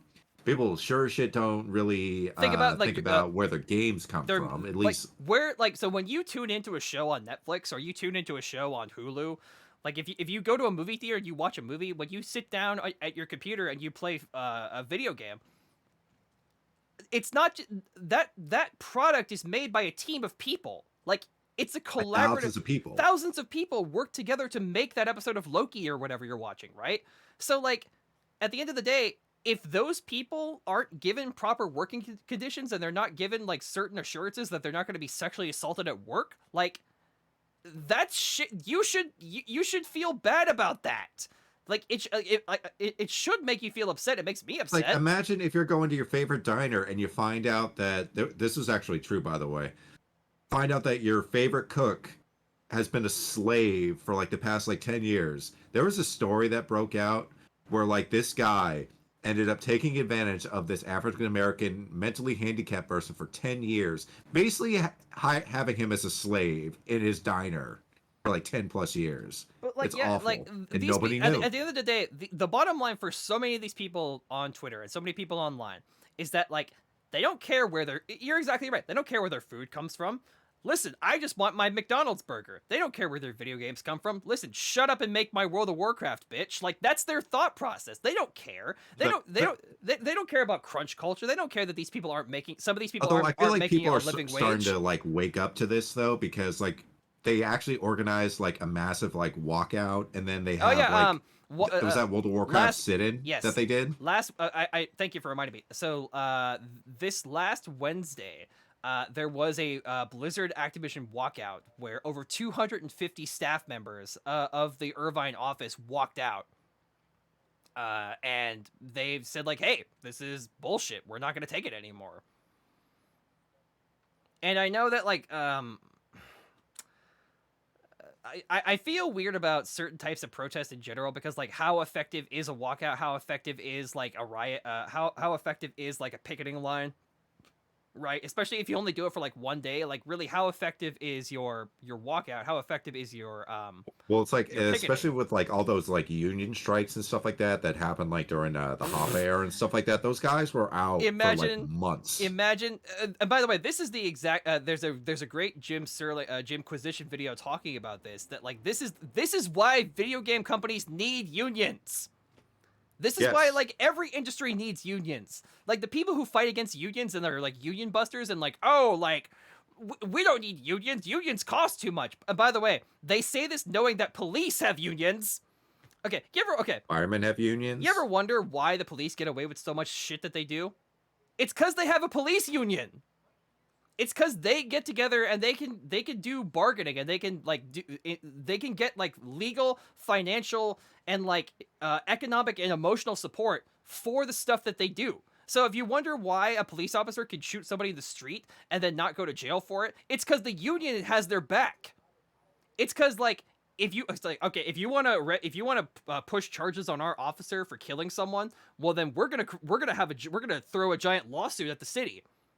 That's why. So, like, I don't know about you, but it sure as hell pisses me off that police officers in America get unions, but, like, game developers Everybody don't. else just kind of gets thrown to the wayside, So, like, for a lot of people, it's fine if police officers have unions because they need unions. But, like, people, like, game developers, people in the tech sector, people in the restaurant industry, people in, like, people in, like, any kind of, like, DIY industry, people in like the gig economy, they don't need unions. Like Uber and like Uber Eats, like those guys don't need unions. Like what do you? Of course they need. Everybody needs unions. Unions. Well, everybody needs to. Well, it's like either we stand together or we fall alone. Unions equal bargaining power. Did you see like a couple years ago that American Airlines had that shitty as hell propaganda campaign where they have these pictures, they have these posters up on the wall that's like union dues cost like $700 a year. That's enough for a new PS5 and a video game console. Like, oh, I remember. Yeah, it was such heinous bullshit. By the way, $700 a year if you price it out. Yeah. It's $58 a month. Right. So Just round that up to that's like a price of a And by the brand way, new game. for most so people, just put some of that aside, just and plus, if you divide that per week, yeah. it's $15 a week By the way, that you have to save. For you're your already union fees. if in most industries. I'm not saying for every single industry, and this differs from state to state, but like chances are pretty good that you're already if you a sizable portion of your check is already being taken out for tax collection, Medicare, Medicaid, like employee Social health, security, like all that social stuff, security. unemployment. Like you're already getting stuff taken out of your Like check I already anyway. get screwed on my taxes. Like what's another $15 or Yeah, like like- $30 per 2 weeks? Yeah, like what's $30 That's nothing. to have like a security net that means Like dental, like and imagine vision, imagine having like an actual living like an actual living wage and actual standards of like, hey, you need to provide provide insurance for your employees,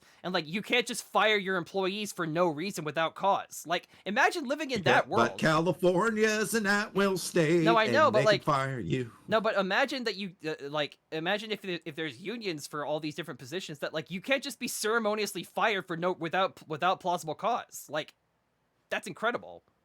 Yeah. I don't. Anyway, I'm not so lucky in my industry. This whole Thankfully, situation this whole situation screw. This whole situation is a case I, for unions. This is why we need unions, especially in the games industry. I know. I feel so.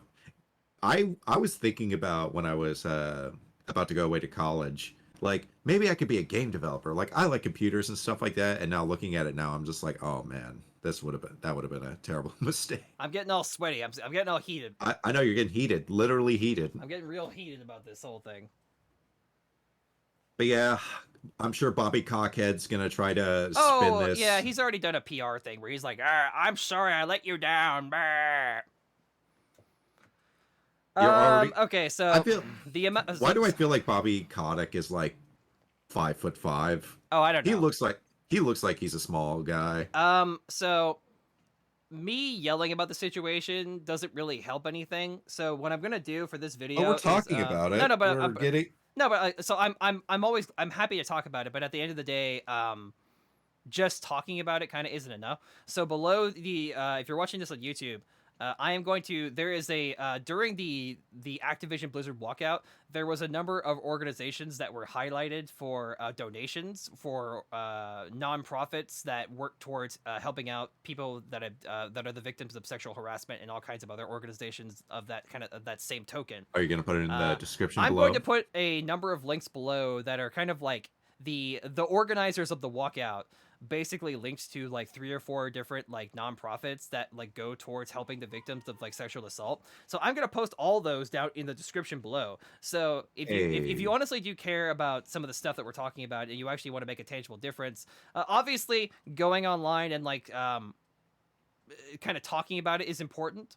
And like kind of like starting a conversation is very important. I'm not trying to minimize that.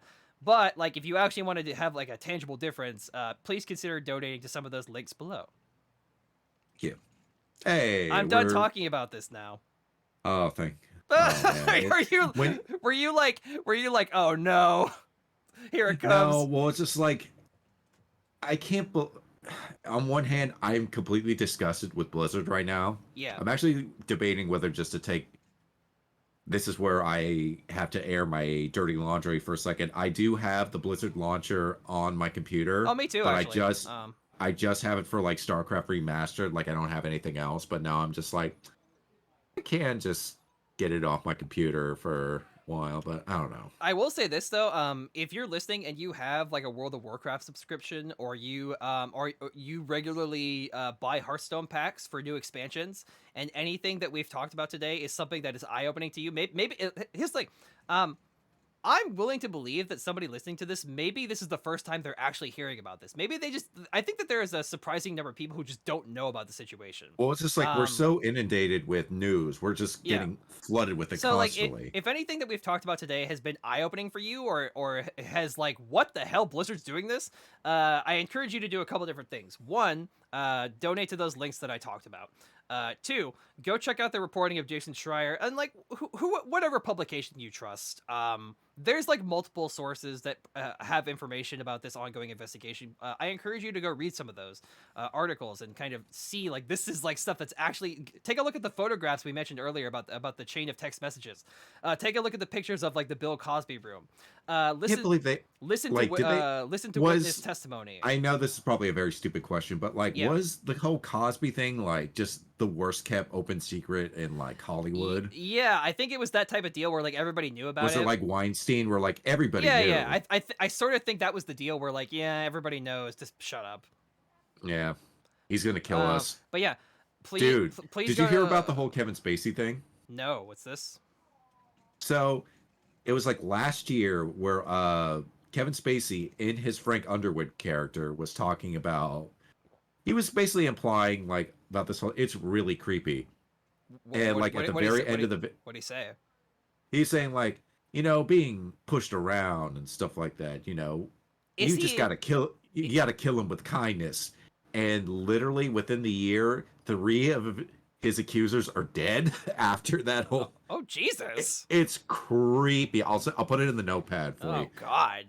But anyway, I don't know. Just like and the final thing that I recommend that you do that like if you're somebody who regularly if you have like an ongoing WoW subscription, if you buy Hearthstone packs whenever a new expansion comes out, if you have a pre-order for Diablo 4, if you buy loot boxes, if you play Overwatch and buy loot boxes, and any of this stuff that I've said today is eye-opening for you or horrifies you, I would recommend cutting off your economic and monetary support to Blizzard until they actually do things to fix this.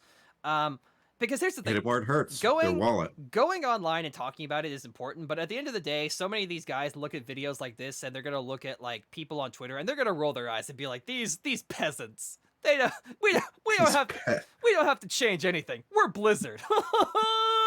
But well, that's the only way they can really hurt these guys with their wallets. If you stop, they don't give a crap about anything else. If you stop supporting them monetarily, cancel your WoW subscription. Well, stop buying Hearthstone packs. Stop buying Overwatch loot boxes. It's really funny because I actually looked into this for like the WoW numbers since this happened have just plummeted. There's like barely anybody on the classic servers. So traditionally speaking, this has happened a couple different times when Blizzard was in hot water. So like the last couple years, there's actually a trend line where like subs will go down, but then they'll go back up, and so it'll be like a stock graph. It'll be like it'll kind of like go back up.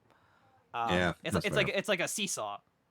But yeah, so like if that's it, and I understand. So I understand that at the end of the day, if you come home from like a 10-hour shift at your work, and you're like, I just want to play Overwatch, man. I just don't really care about all that stuff. At the end, like I feel bad for those people, but at the end of the day, man, I just want to play Overwatch. Like, I don't agree with that. I don't agree with that mindset, but like I understand. But like this is where all my friends are. I understand. I really do. But like, if any of this stuff has touched a nerve with you, just consider it, or like, just spend or have a discussion, or spend less. I don't know. Just be like, hey, like I didn't pre-order. Like, go on Blizzard social and be like, I didn't pre-order the new Hearthstone expansion honestly, bundle there's because so many different like hero shooters now that are out. Like Overwatch just, is like, not like the top dog anymore. Here's what I learned. I don't know, do Apex or whatever Valorant is or something, or I don't know. There are other games out there. Those two are very popular. Here's what I learned, right? Because I used to be like pretty much like exclusively only a Blizzard guy. I spent so much time playing Blizzard games that like I never gave like other Western so I know, like you are so deep into the Bethesda like Kool-Aid. It's great. So you just spent even though so growing New up Vegas like was Obsidian, but still. I mean, it was Obsidian and Bethesda together. Yeah. But anyway, are you gonna give Outer Worlds a try? Like I have it on my wish list. I think it's like $20 right now online. I might dabble in it someday. Not in the immediate future, but someday for sure. I know. Dude, we got to find out another game to play. I've been wanting to play a game to stream with you that like maybe like Final Fantasy 14 or like Cuphead or something. But yeah, like what I was like trying to finish up earlier is I had spent so many years being down the Blizzard rabbit hole, and like I was sort of playing like JRPGs. I've always played JRPGs and stuff You by still myself. played like Intelligent Systems. You Yeah, played Fire Emblem, all that. So like pretty much off the computer, I was playing like it was strictly JRPGs and like Nintendo stuff. and tons of like Nintendo stuff. Yeah. I never gave like other Western developers much of a chance. So like in the last like couple years, especially after I stopped playing Blizzard games, like it's not like I suddenly ran out of games to play. Like a whole new sphere of Yeah. games that you could. It's Like like you went hard on the paint for Witcher 3. oh yeah, like Witcher in general. I listen. I got so hard into Witcher that like I played the first game, which is terrible. It's a terrible game. I beat it though. It's a terrible game though. God, that game is not great. Anyway, so like yeah, I read the entire Witcher series after. So like I played Witcher 3. I read the entire Witcher series. I started playing Gwent. I bought the Witcher board game video game. Like that's how far. And I'm in the process of modding Witcher 2. I'm gonna play that too. I found this whole other chapter of wonderful video game stuff that I never would have checked out if I was still playing Hearthstone and Diablo 3, which are like mediocre games at best. Yeah, and then StarCraft. And then I've never seen you so stressed out playing a video game. And then recently, ladder. Recently, I started. I played Fallout New Vegas, which might be one of my favorite games of all time. That's a great video. I love that game. It's so good. It's probably one of the best games I've ever played in my life. Like period. I'm playing. Some would argue it's even one of the best games of all time. I'm playing now. There's some. There's definitely issues with it. But anyway, this is not a Fallout New Vegas. There's issues with every game. No, but I'd be like, there's a lot of bugs. But anyway, it's an open world RPG. There bugs galore. My point being is that like, if you cancel your WoW subscription or you stop playing Blizzard games, there's a whole other treasure trove of games for you to play. There's tons of things out there that aren't specifically Blizzard games. And like that's it. I'm kind of done talking about this. All right. Yeah. Well. Hey. So I'm gonna sing a few. We made it. I'm gonna sing a few. We made it out of the Cosby room in One Piece. Fucking disgusting. Speaking of One Piece, it's time for the One Piece report. Wait, hold on. Before we do One Piece, I think there's some there's some other stuff that I wanted to talk about real quick. Oh man, but that beautiful segue though. Let's see. Oh, you want to talk about the Scar Jar? Speaking of video games, so currently on Steam right now, they have released a Final Fantasy 1 through 6 bundle on Steam. Now, these, for the uninitiated, are the 8 and 16-bit Final Fantasy games that were on the Super Nintendo and the NES. And so, there's actually a couple versions of these games that exist out there right now. And so the whole bundle together, I believe it's like $79. Oh yeah, it's $74.82. Like... Now, here's the thing. If you've never played the classic Final Fantasy games before, and you've ever been curious about them, this is probably like this bundle the best thing to buy. This bundle is probably a no-brainer for you. However, I will say this though, before you buy, here's the caveat. I have looked into all the listings of these games on Steam, and the majority of I'm not saying all of them, but the majority of these games on Steam are ports of the iOS mobile phone versions of Final Fantasy 1 through 6. I mean, they're not bad. Now here's the thing. They're not bad. They're just not the best. So, like for example, Final Fantasy, they have the original Final Fantasy, right? In my opinion, I own Final Fantasy 3 on like 3 different platforms. And in my opinion, the best version is the the enhanced PSP version, which you can probably find on PS4 and PS5. I think so, maybe. So in my opinion, if you're gonna play Final Fantasy 1, play that version. Final Fantasy 2, same thing.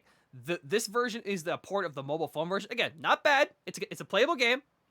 It's not as good as the PSP version. That's fair. Final Fantasy 3. Again, it's a port of the iOS version. Now, here's the thing. What do you think the best version is? Probably the DS version, right? There's actually 2 Final Fantasy 3s on Steam. You don't even have to go to another platform for this one. There's a version of Final Fantasy 3 that was a 3D remake that was it was originally on the DS, and they ported it to Steam, and I think mobile also, but like yeah. My point being is that like if you have to choose between the new release of Final Fantasy 3 and Final Fantasy 3 3D remake, that's a lot of threes. Too many threes. I would recommend picking the 3D version over this version. Also, there's a version of Final Fantasy 4 which they just released, which is like a port of the. One of your favorite games of all time? Final Fantasy 4 is one of my favorite games of all time, but there's a remastered version of the DS. Same deal with Final Fantasy 3. There is a DS remake version that got ported to Steam. I would recommend that version over this one. And then when it comes to Final Fantasies 5 and 6, I think those are new. These two are the only versions of that game on the platform. So like, if you're gonna buy, I think those are the iOS versions, I believe. If you're gonna buy these games a la carte, I would probably recommend 5 and 6. But otherwise, there are better versions of Final Fantasies 1 through 4, in my opinion. As a nerd who has played all the Final Fantasy, pretty much all the Final Fantasy games. All right, that's fair. So yeah, if you're into Final Fantasy and you've never had a chance to check them out, I check out those versions. Oh man, dude, I went hard on the paint, like trying to figure out what game to play. Like I was kind of like doing a pre session for Rust because I wanted to see if that would be something that you and I could stream together, which I still think. So I played it for a couple hours, and I realized that was a terrible mistake playing on that particular day because so there's certain things called wipes. So after every week or after a bi-weekly system, it depends on what server you go in. Like all your progress gets wiped and everything is 0. That would see, that's why I don't want to play Rust. I don't like games like that. I like building up like okay, that would be like the equivalent of like me playing Fallout 4 and I build my settlement at Sanctuary and then it's the end of the season. Your whole settlement just got wiped. Like, what do you mean my settlement just got wiped? I spent 20 hours building that. You guys spent 20 hours more building it up. No, dude, no. No, I like that though because it kind of balances. It kind of makes everything balanced. Would infuriate me. No, thank you. All right, but yeah, so I played for a couple. Imagine playing an RPG for 20 hours. And then arbitrarily the developer is like, well, we're gonna erase all your progress. Like, no. Yeah. Oh, no. Yeah, that's the one thing about Tarkov I'm actually really glad about that in Tarkov because if you just keep going with no wipes, the game becomes boring. It really does because I can afford to lose all this money I can afford to lose all this weapons. But with Rust I could totally understand because if you get so many different resources, if you just build up your house completely, there's gonna be no incentive to play the game. But that's like the point of building. Okay, imagine playing Minecraft, right? Minecraft is a game that's exclusively about building, right? You go out, you get materials to build. It's a vicious cycle, right? You go out into the world to get materials to build a house, and then you build a better house, and then the point being, it's incremental progress, right? I have to get diamonds to get the best armor in the game, and I have to get more diamonds to get a better sword. So you're constantly working towards the best stuff, right? Imagine spending 20 hours on a Minecraft server. You build a castle. Or you build I think there are wipes in different Minecraft servers. But okay, just imagine you spent 25 hours building your Minecraft server, right? And you've put your heart and soul. You literally you spent an entire day of your life that you'll never get back. A literal 24-hour period building this castle and building your house and all this stuff. And then arbitrarily the game is just well, server wipe. Nah, dude, nah. I like that though because eventually with those types of games, if you get past a certain point, the game just becomes basically on God mode. In the case of Minecraft though, just build, if you want to do that, just build another server then. Just do a new start a new game. I don't know, I don't know. I like how you can screw people over so badly in Rust and Tarkov. I love it so much. I understand games like Gwent and games like Magic the Gathering Online, they have a ladder-based system where at the end of every month the ladder resets so that you have to climb your way back up to the top. I like that because imagine playing Gwent and and whenever the ladder reset, you lost your entire card library. Yeah. Like that Well, would that not infuriate you? no, it would, Oh, but still, it would for me. I no, like it to would, but like, I like to but sit. that's a different game though. Here's the thing, though, Like, like I get it, but like it's sort of the same idea where like seriously, I'm the type of player where like I like to like incrementally build my character or like build like my like so in Fallout 4 for example, right? One of the things I do like about settlement building is that every time I work on my settlement, it's getting gradually better. I'm able to build more water purifiers. I'm I able was to about to say, you better put Preston's ass to work if he's gonna keep bugging you. I banished him to the Red Rocket gas station because I got so fed up with him. I told you. I banished him to the Red Rocket gas station because I got so fed up with hearing him over my shoulder. I'm like, all right, you get relocated to the Red Rocket. So he's not You were around. literally giving him the shaft. I'm like, hey man, go to the Red Rocket, all right? I'll catch up with you. I'll meet you there. Yeah, exactly. So I banished him to the Shadow Realm. You banished him to the shadow. You get put in the timeout, Preston. Another settlement needs our help. That's great, Preston. That's great, Preston. Now get it on the rocket. Rocket 69, Rocket 69. Oh God. No, anyway. But yeah, like I like seeing like, oh, like now that I have more materials, I can build like more barricades. I can build more fencing. And so like as I play, this sanctuary has kind of become my little like it's become my personal kind of area. It's become my project, right?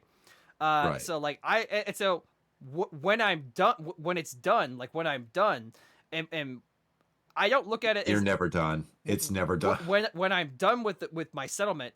Are you gonna build a jackass McMansion? It's not like you say like, oh, you feel like you're in God mode and the game's no longer fun. I step back and I'm like, yeah, look at what I've accomplished. And it's But you like get the same thing with Rust too, because you build the house, you get the gun, like you get a bunch of cool stuff, you screw some people over. It's just like, I did it. Look at the stuff that I did. But and like in theory, I get the idea that like, oh, you have to kind of you have to be thinking, you have to constantly think on your feet, and you constantly every season you have to come up with new strategies and you have to come up with new stuff. And I do get that. It's just not for me. All right, that's fair. I just think it'd be good content. Sure. But yeah, okay, this is a light puff piece that's gonna lift our spirits after that depressing Blizzard stuff. Oh my God. LeVar Burton, the amazing Geordi from Star Trek and the host of Reading Rainbow. So for months, so after Alex Trebek tragically died, they have been shuffling. All right, Pete Trebek. Come on now. Anyway, come on. No, wait. What did you say? I said R.I.P. Trebek. Oh, I thought you were trying to do that bit from Mad TV, like I slept with your mother, Trebek. Oh no. Oh, sorry. No. My bad. I respect the man too much. Oh, okay. That's still a funny bit, but yeah. Sorry. It's a great. I thought you were like I slept with your mother, Trebek. Oh. Sorry. Anyway. So for a long time, Jeopardy has been kind of shuffling through hosts, including Dr. Oz. So fun fact. We talked about Dr. Oz last week too. I swear to God, this is totally. He just keeps popping up. It's me, Dr. Oz. I'm a guest here on the weekly chat. Listen, guys, it's me, Dr. Oz. Listen, here I am. I've come. That's not what he actually sounds like, right? I think he kind of sounds like that. Listen, anyway, guys, it's me, Dr. Oz. I'm You here sound like Jordan Belfort. I'm here to tell you today about the magic of acai berries. They're a superfood. Oh my God! Also, Get the hell out of here with so that shit. acai berries in combination with super grains increase the ability of your prostate to All right. expand itself. Stop. It increases your sex drive 120%. Nope, stop. Don't you dare. Okay. Look, I've been in this industry for almost 10. No, it's been over 10 years at this point. Nick is a chef, by the way, in case you didn't know. Yeah. I am so goddamn sick of these snake oil salesmen pushing all this crazy crap. It's like, yeah, it's better for you, but like, it's not going to cure cancer. Like, it's a way to prevent cancer. Like, God damn it. Nicholas, listen. It's me, Dr. Oz again. I'm here to talk to you. No, listen. I'm here to talk to you real quick. Fuck you. Listen, I don't think you understand the health benefits of alternative medicine, okay? I also know for a fact. I'm a heart Oh, surgeon. I'm a heart surgeon. You don't know oh, by nothing. the way, if somebody says they're a, oh no, but let me finish. Okay. All right. Let me get. Dr. Oz, will let you finish. Oh my God, does he really say that in the third person? No. God damn it. I'm just. I'm. By the way, here's a little known fact for you. If people say that you're a licensed nutritionist, they're lying. They are full of shit. You actually don't need a license to be a nutritionist. Ah, fun fact. Yeah, no, it's terrible. By the way, it's horrifying. The more you know. Oh yeah. Speaking. But yeah. We're omnivores. You can't just have like, oh, this is like the carnivore diet or something like that. I mean, this is a whole nother conversation. I don't want to go. I don't want to splinter off too far. We'll bitch about it on another podcast. But like, vegetarians can't get the amount of protein needed to like sustain a diet. But like, that's not the point. Anyway, but I do get. Let's talk about LeVar Burton. Yeah. So for months leading up to his current hosting of Jeopardy, people online were, and so he was especially like, I would love to have the, and like, by the way, he's so humble. He's like, I would love the opportunity, the prestigious honor to fill the shoes of the legendary Alex Trebek and be the host of Jeopardy. And everybody online was like, do it. I know. I was. And so yeah, I actually follow him, and I follow his daughter Mika. I actually met Mika at AX. It was like the last AX that we went to.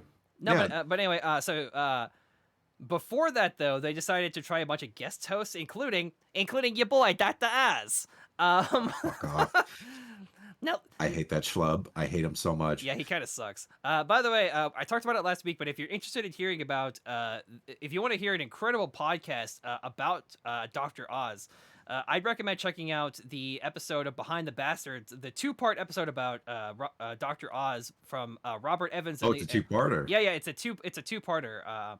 From the iHeartRadio network, there's a show called Behind the Bastards, hosted by Robert Evans, and he is very thorough in his research of Dr. Oz. And so, if you're interested in the stuff that I'm kind of joking around about, you should actually go listen to that podcast. It's very fascinating.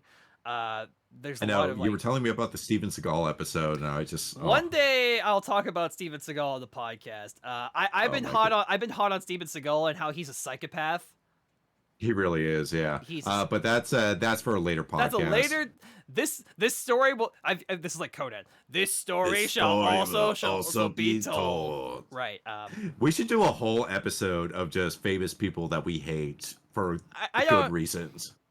I guess I do actually. Like, I don't hate very many people. I guess I hate Steven Seagal. He's kind of a scumbag. Yeah. No, but anyway, so LeVar Burton got to host Jeopardy, but so Dr. Oz got to host Jeopardy, and it was the most critically panned episode of Jeopardy of all time, because so many people hate... All time? Yeah, like, so many people hate Dr. Oz, I mean, for good reason. For good reason. So the official Jeopardy Twitter account was like a toxic mess, because they made Who'd have thought that... They made who'd have thought that Jeopardy... That's something I would never thought I would ever hear, is toxic and Jeopardy in the same sentence. Well, like, but Dr. Oz did. The Twitter thread was basically like, get that hack off the screen, and like, half of the comments are like screw Dr. Oz, and half the comments were get LeVar Burton. Dude, that's such a good fit. Yeah, and so he finally got to do it. So hopefully he becomes the permanent host. I hope so too. This is Jeopardy! Well, it's like, that's the thing about LeVar Burton. The man's all charm. Oh, yeah. There is never seen... He's very have charming. you ever seen a LeVar Burton performance that you did not like? No, he's charming. He's sort of like Will Smith in that way, where like, although Will Smith, his charm is kind of faded, but like... It's kind of waned. In theory, 90s Will Smith was that guy, right? He was so... he was that guy. He was so irresistible. But LeVar Burton now, like... Dude, like... He is all charm. Like, he's just always happy, always super positive and stuff like that. Like, I feel like he'd be the perfect person. Yeah, he would be the perfect person to host the show. Like, if the ratings are good enough as is on his guest spots, like, he's only going to be the guest for like a week, right? Or yeah, I think so. They're like trying out hosts. Yeah, like, I know on social media, like, everybody's all for the LeVar Burton. Yay, LeVar Burton. Oh man, I love that. I can fly twice as high. Take a look. It's in. You're With getting that sweet pan flute. the pan flute. Or is it the? I think it's a pan flute. Oh Yeah. god, that shit was awesome. Do people know what reading rainbow? Like, do millennials know? Do super young kids know what reading rainbow is, or is that like? I think they brought it back. Is And that? I think Is that like? Is that like past their time? I don't think so because I think they brought it back and Okay. LeVar Burton was the host of it again. That's the beautiful thing Oh, about they brought Reading him Rainbow. back. Oh, I didn't know. I didn't know I there think was they brought it back. Yeah, there was a reboot. I mean, Okay, I didn't know that. yeah. There's Okay. a reboot, and Okay, LeVar cool. Burton was. Oh, so he's still Let me double check that real quick. he's still relevant. All right. Yeah. But no, that was the soft up sort of the uplifting news to kind of get a little palate cleanser from that from the vegetables from earlier in the stream. Well, sometimes you have to swallow some bitter medicine before you start to feel better. Okay, so apparently. Oh, I thought it came back. I guess it ended in. I there know was, that like, an original- I know that there was a Kickstarter for it, right?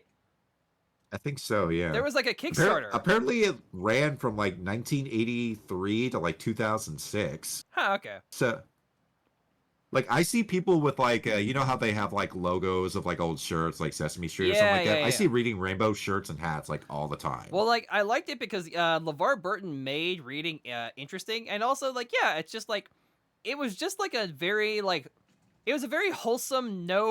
He's kind of like Mr. Rogers in a way where he's just like it has like it's almost like painting. Oh god. Why am I brain farting with Bob Ross? Yeah, so like it's almost like painting with Bob Ross, where like so many of those shows on PBS are timeless. Like you can show Painting with Bob Ross to someone like today, and it's still as well. good. There's a whole Twitch stream where they just have his stuff dude, for like the whole weekend. I'm subbed. I need to sub stream. to it. Yeah, I'm subbed to that stream because I love, dude. Listen, I'm okay. If you're a cop or a narc, stop listening for like 30 seconds.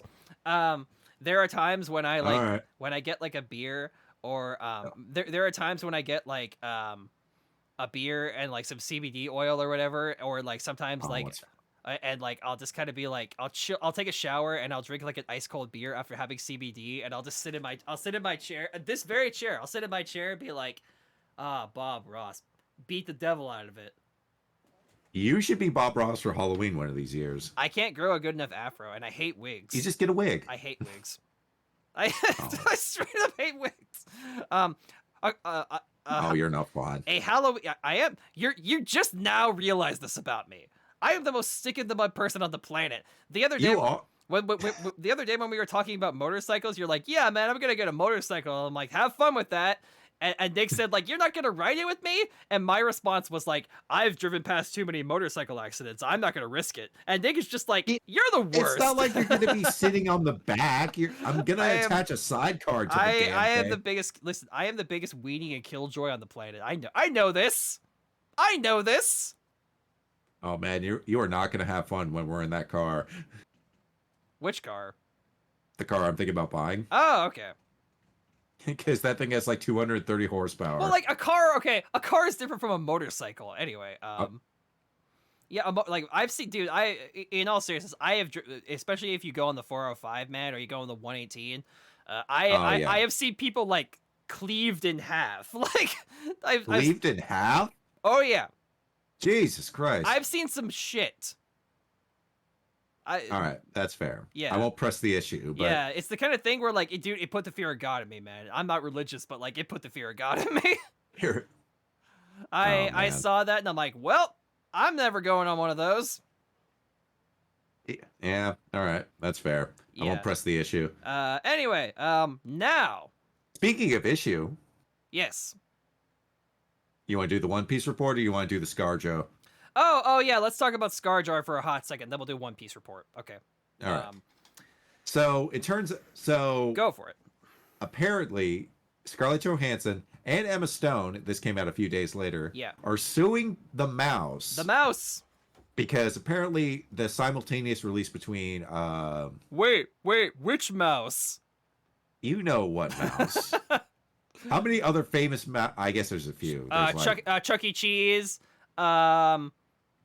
Stuart Little, Stuart Little, yeah. Great Mouse Detective. Oh Although yeah, that's yeah, technically, oh yeah, Gray Mouse Detective, right? All um, kinds of stuff, yeah.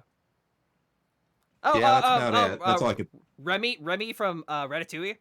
Oh, yeah, that's fair. Pikachu, if we're being generous with your definition of mouse. Is he a mouse or a rat? Electric mouse Pokemon. All right, that's fair. We did it. We disproved Nick's hashtag Nick is canceled. Hashtag Nick is over party. Check and mate, liberals. Yes, that's right. Because I couldn't remember the list of famous cartoon rodents. Apparently, there's way more than I thought there were. Please go on and talk about Scarlett Johansson and. Yes, I will talk about Scarlett Johansson. I'm sorry for being a jackass. It's all right. It adds a levity to the show, especially after that Stone Cold bummer. We've been watching Stone Cold bummers for the past couple of weeks. Yeah, it's been a Stone Cold bummer. Anyway, please continue. Okay, so it turns out maybe that the simultaneous release of Disney Plus in the theaters for both Cruella and Black Widow, respectively, were breaches of their contracts. Because they were supposed to get like a percentage of the ticket sales and stuff like that. Disney Plus intervened with that. So they're suing Disney for damages. And apparently Kevin Feige is pissed off at Disney. He's actually on Scarlett Johansson's side. Okay. Yeah. So I know that in the initial contract, so like the pandemic screwed everything up. I know, shocker. Yeah, right? It screwed everybody over. Shock, right? The pandemic screwed everything up. But credit to Disney. So I actually give Disney credit because unlike like Christopher Nolan, who was like, no one's gonna get to watch Tenet unless it's in a theater. Credit to Disney. They actually did kind of like put themselves out there, and they're like, yeah, we're just gonna put Mulan. We're just gonna put it on our platform. What are you gonna do about it? And so so they were. Did Mulan sell enough? Streams. It was really unpopular, but like it made some money, but not the money they were hoping it would make, but it made enough to the point where like even like Sony released their Trolls 2 movie, right? They released. I don't know. Yeah, they released. I remember this was a big. It's like I know about HBO Max. Like they put. Well, like this was a big deal because I think Trolls 2 was like one of the first to like Trolls 2 World Tour. I even remember the whole movie title. Yeah, it was like the number one thing, and it made a lot of money. Yeah, they put it out on some streaming platform, and it made like so much money to the point where like other studios decided, whoa. Hey, there might be something to this. So like HBO. Oh, dude, HBO, I'm so especially worried for other movies. That's good. Dude, I'm so worried about other movies coming out on simultaneous release. Like, by the way, did you know the reason that Christopher Nolan didn't want you to see Tenet in anything but a theater? It's because Tenet eats. Have you seen it? I saw it. Yeah. Oh, I haven't seen it yet. Does it eat? It's not very good, dude. Damn. It's not very good at all. Like, in fact, I'm gonna say something, and it might actually shock you. I actually think Interstellar is a better movie than Tenet. Just straight up, I think that Interstellar is a better movie than Tenet. Oh my! That's how, I feel like I owe it to myself to watch Interstellar one more time because maybe I was in a bad mood. Even the movie with the line love transcends time and space through a black hole. As silly as that is, it's not quite as bad as Tenet. Oh my god! Every time I think I'm done with it, it just keeps showing up in my life. No, but anyway, love transcends all space and time. Get the fuck out of here. So with that. Scarlett Johansson and Emma Stone, they're trying to renegotiate the split that they get for like streaming. I believe so, yeah, or maybe trying to like because I'm assuming that compensation. I assume that they signed a contract that basically said, "Oh, you get like 1.4% of like streaming." Well, it's like sales this is or where, right? Yeah, like this is where Disney's kind of like gaslighting everybody, and where it's just like, oh, well, this will make. Because I don't think Scarlett Johansson and Emma Stone get anything off of the streaming side. No, I don't think they do either. Yeah, they only get ticket sales. But like Disney's just like, well, Scarlett Johansson with the avenue of Disney Plus, it gives her the avenue to make more money, which I don't think is true because it seems like I don't know how it is. Sounds for streaming. Like Disney lawyer bullshit. Right? Like I don't like. Even if she is getting something out of the stream, it's what like a cent out of like out of that $30 rental or something like that per stream. She's making pennies for every streaming for every sale of Black Widow. Yeah. like pennies. It's a shame. Yeah. Yeah, like literal pennies. Like, And I don't know. like honestly, all these actors in the era of streaming. So like I'm assuming when she signed her original contract with Disney, that this was pre-pandemic. So like nobody gave. This was So pre-pandemic. streaming Yeah, wasn't nearly as prevalent or as important as it is today.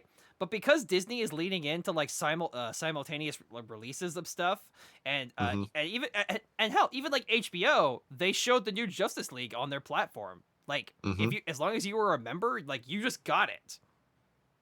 this is right. So that's we're heading in that direction in terms of like the status quo moving forward. But like Yeah, Disney, well, it's like elite for HBO Max. Like, it's a lot more of a tantalizing proposition because, like, for the Disney Plus stuff, you have to pay like $30. yeah, that's a lot of money, man. Like That's a lot of scratch. pay- Like, you could do you buy have to pay like that's how much 30 like a for, 4K like version of it how is much on Blu-ray. how much is Black Widow to stream? Like $30? $30. Oh, They're shit. all $30. Oh, yeah, So well, Mulan okay. was $30. Here's the thing. I would kind of understand where Disney is coming from if people weren't paying $30 for like for a ticket. You're buying a ticket, like Yeah. you're And I think buying you can watch it unlimited for like 48 hours or something, yeah, or like 24 you're buying hours. a ticket to watch this movie. I mean, eventually it'll be part of their platform, and you can watch it with your membership. But like, you're I paying. know, like Mulan was like free like after the Mulan. first month. Mulan. It's No song sisters, for you. hear my plea. I was so sad when there was like no music in Mulan. You can thank I China haven't for seen that it yet. because apparently Disney did a bunch of they did a bunch of like test screening data, and they found out that Chinese audience like some Yeah, they don't like some staggering like number musicals. of like Chinese audiences said like 80% of Chinese audiences said that they don't care about music numbers. No, they don't care. They also don't like ghosts for some reason. Like anything dealing Huh. with ghosts is banned by the Chinese government. Huh. All right. Or time travel. They don't allow any time travel Time movies over there. travel? Yeah, Whoa, that's like look it up. I have to look that Yeah, up. like anyway. look up the different subjects that's banned by the Chinese government. It's wild. Like ghosts are a taboo, time travel's a taboo. But yeah, honestly, yeah, these actors they should be they should be renegotiating their contracts for streaming because streaming is going to be the future. So like, yeah, I sort of get where Scarlett Johansson's coming from. Like, hey, understand. people are paying $30 a ticket, and I'm the star of this movie. Yeah. Like, and you're probably not paying me that much anyway. So like, yeah, I want a slice of that cheese, mouse boy. I am altering the deal. Pray I don't alter it any further. Get Mickey, no. Oh God. I own everything now. Stop it! Stop buying everything. One down. I wish I had a prop Infinity Gauntlet. Hey, One down. Mickey, One to go. hey, Mickey, get away from Nintendo. I know what you're thinking. You're trying to buy Nintendo. Get away from it. Get away from it. You should have gone for the Yeah. head. Get out of there. No. Did you? I'm sorry, ScarJo. Perhaps I treated you too harshly. I too am cursed with knowledge. Oh, Oh God, Mickey, no. Am I Thor in this situation? No. you should have gone for the head. No. Yeah. A small price to pay for something. Ugh. But Oh yeah, my God. honestly, I hope that more. Honestly, right now, I don't think that anything's gonna come of this. I think going forward though, people I are. I think the realistic thing is they're going to settle out of court Oh yeah. because My- if Scarlett Johansson and Emma Stone win these lawsuits, I it's hope going they to set a do. precedent for a huge shift in actor to studio like relations. I hope that they win. Like- I hope that they win. I hope they win too. Because yeah, they deserve it. Like, come on. Yeah, they deserve it. They put in the work. Like, just because it's on a different platform, like that would be like saying like, oh, you don't get a cut of any of the DVD and Blu-ray sales. Like, are you high on acid? I know, right? You don't get any of that merchandising. Oh, What the- you don't get any revenue from You like don't- the from like the You don't get any of that. No Funko Pop money for you, ScarJo. you're telling me that like I don't get any percentage of like the digital sales on like Apple and iTunes and stuff. No. I'm under contract too. Oh my God, you damned mouse. Oh God. But yeah, I hope they What win. do you think they're going to try to buy next, Disney? No, honestly, I was joking Are about they it done earlier. just buying everything? No, they're not done buying. No, not at all. What's the Not- left field thing that they're gonna try to buy? To quote Patton Shonen Oswalt. Jump. To quote Patton Oswalt. No, not at all.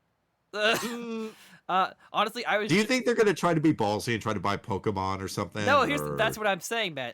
I think I was joking about it earlier. I legitimately think at some point they're gonna come up to Nintendo and be like, "Huh, let us buy you."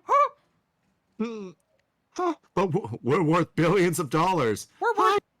It's $1. I'm worth 40 times your billions of dollars. Yeah. I'm worth Oh, 100 God. times your billions. You know the Scrooge McDuck mansion where he's swimming through the gold coins? I actually have 40 of those. Oh, going hard. I know I'm going hard on the Mickey right now. All right, There you go. That's the let's move title on of the to podcast. We're running low on time. Let's do the One Piece report and wrap. Let's this do the One Piece report. Let's wrap this bitch up. Won that day too. I'm gonna buy the IP for One Piece. They would have to buy all of Shonen Jump though. I'll do it. I don't care. They could definitely buy Shonen Jump. Oh yeah, with their pocket change. Yeah. We'll make a Shonen Jump plan. Oh god. We'll have a guy. Okay, bro, can you, in the hypothetical world where Disney buys up, like, Sony or something, they buy up Sony, and they buy up Crunchyroll and Funimation, can you imagine if anime streaming in North America, and, like, honestly, the rest of the world, can you imagine if the world's most predominant anime streaming service was run by Disney? Oof. Oof. No. Oof. Wolf. You think they... Oh, you think shit turds you think on Twitter Funimation think it's now bad. is you think Funimation now is Oh, bad. yeah, Oh, no, you ain't seen nothing yet. You haven't seen shit yet. Anyway, let's talk about One Piece. Yeah, let's talk about One Piece. There was a bit of a... Here's how the story goes to find out No, about the two guys that talk about. I was trying to do like a One Piece news bulletin. Oh, yeah, go ahead. Meanwhile, on the Grand Line. It's time once again for the One Piece report. This week, we still have Kaido and his son Yamato at the top of the floating skull fortress. Kaido turned into some sort of mythical wolf Kishin creature. Or, excuse me, Yamato did. I'm extremely tired from this podcast. I know, we've been going for 2.5 hours at this point. You know Wait, what? You know what? Maybe this chapter Kaido does turn into a wolf. Who knows? Is he a Who knows? This is One Piece. Is this a gold? Is he a goldfish? Is he a dragon? Is he some sort of fish? Is he Monkey D. Dragon? Who knows? Find out on this week's One Piece report. That could have gone better. That could have gone better. Dude, have you seen... Quick aside. Yes. Have you seen any of the clips that are coming out of the last few episodes of One Piece? The last clip I saw is when they got disguises and they're heading to the floating skull fortress. That's the last anime clip that I saw. Oh man, I gotta send you some ones, man. So, quick aside, Zoro conquers hockey, confirmed. I did hear about this though. Yes. Yeah, I was just like, that's my boy. That's my boy. Is my this directionally challenged boy? Do you think that One Piece is sort of messing with us now, and they're having like so most people who read the manga know they know more about the story and they know more about the reveals than anime watchers. Do you think Oda is like, I'm gonna give the anime watchers one for once? They're gonna know something that the manga. Yeah, they did that because they did that with they showed Yamato like a few chapters before, a few episodes that they were supposed to appear, and now. I'm gonna give the anime watchers. Throw them a bone. I'm gonna give them a bone, and they're gonna have a leg up on the manga readers. Dude, honestly, some of the fights and some of the animation is like the movie tier. Like it's like I saw some of those. I saw the footage. I saw the scene where it's Kid and Law and Luffy, and they destroy those beast pirate ships. Yeah. By the way, I can't stand that in the manga. I guess in the manga and the subtitled English version of One Piece, they're not called the Beast Pirates, they're called the Animal Kingdom Pirates. I don't like that. The Beast Pirate sounds way better. Yeah, Beast Pirates sound... Well, it's like that's how we've been calling them for they're the Beast Pirates. 5 years. Yeah, the Beast Pirates. There's no other Beast Pirates that I know of. Right? No, I think it's just like a translation thing where like... I don't know. Damn it, is. There's something... I don't know. I think Beast Pirates sounds way better. It sounds way cooler. Yeah.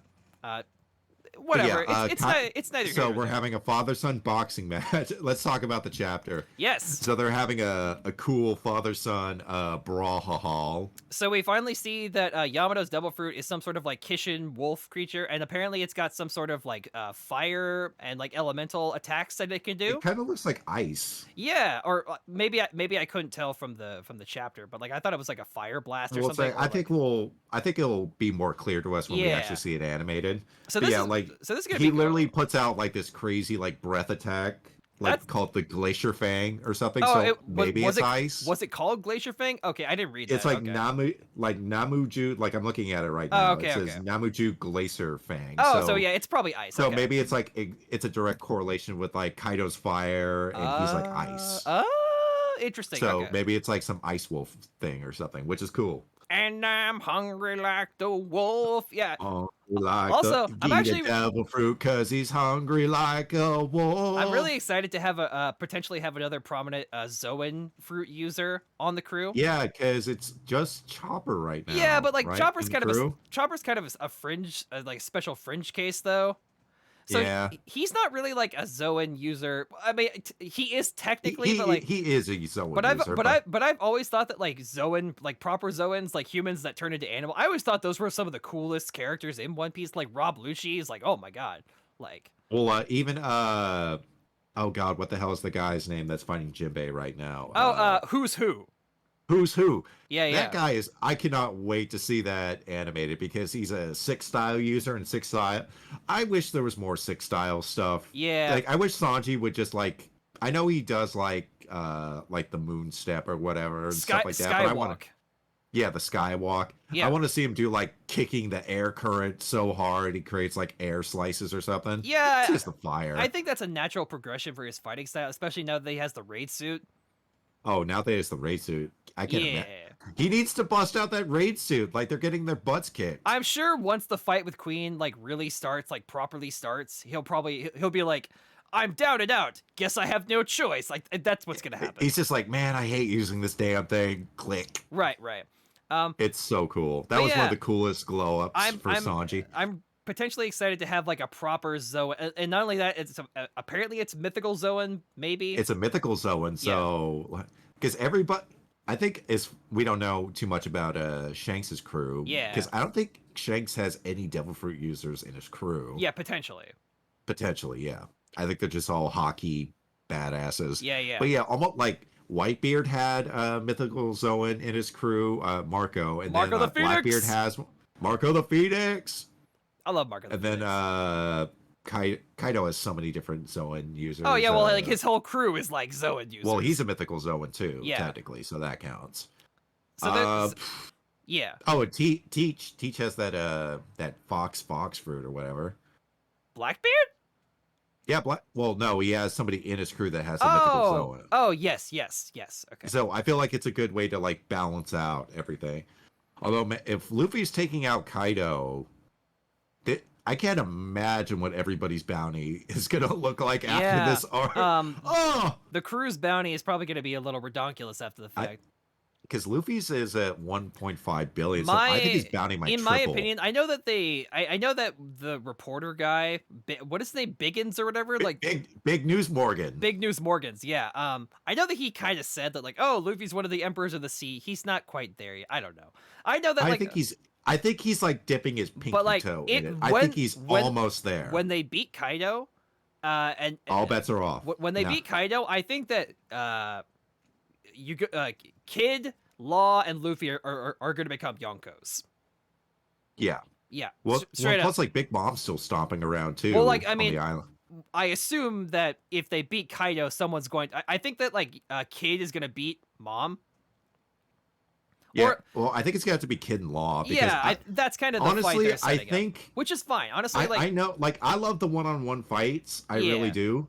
But we're such high up in the verse right now for One Piece that like it's got to be like Jujutsu Kaisen where it's got to be 2-on-1, maybe even 3-on-1. That 2-on-1 fight where the muscle dude and him fight the tree spirit thing, that is so It's so great. Everybody I love Jujutsu clap your Kaisen. hands. know what's really funny? The guy who actually voices the Toto is the Yeah. same guy that voices Blackbeard in One Piece. Oh, cool.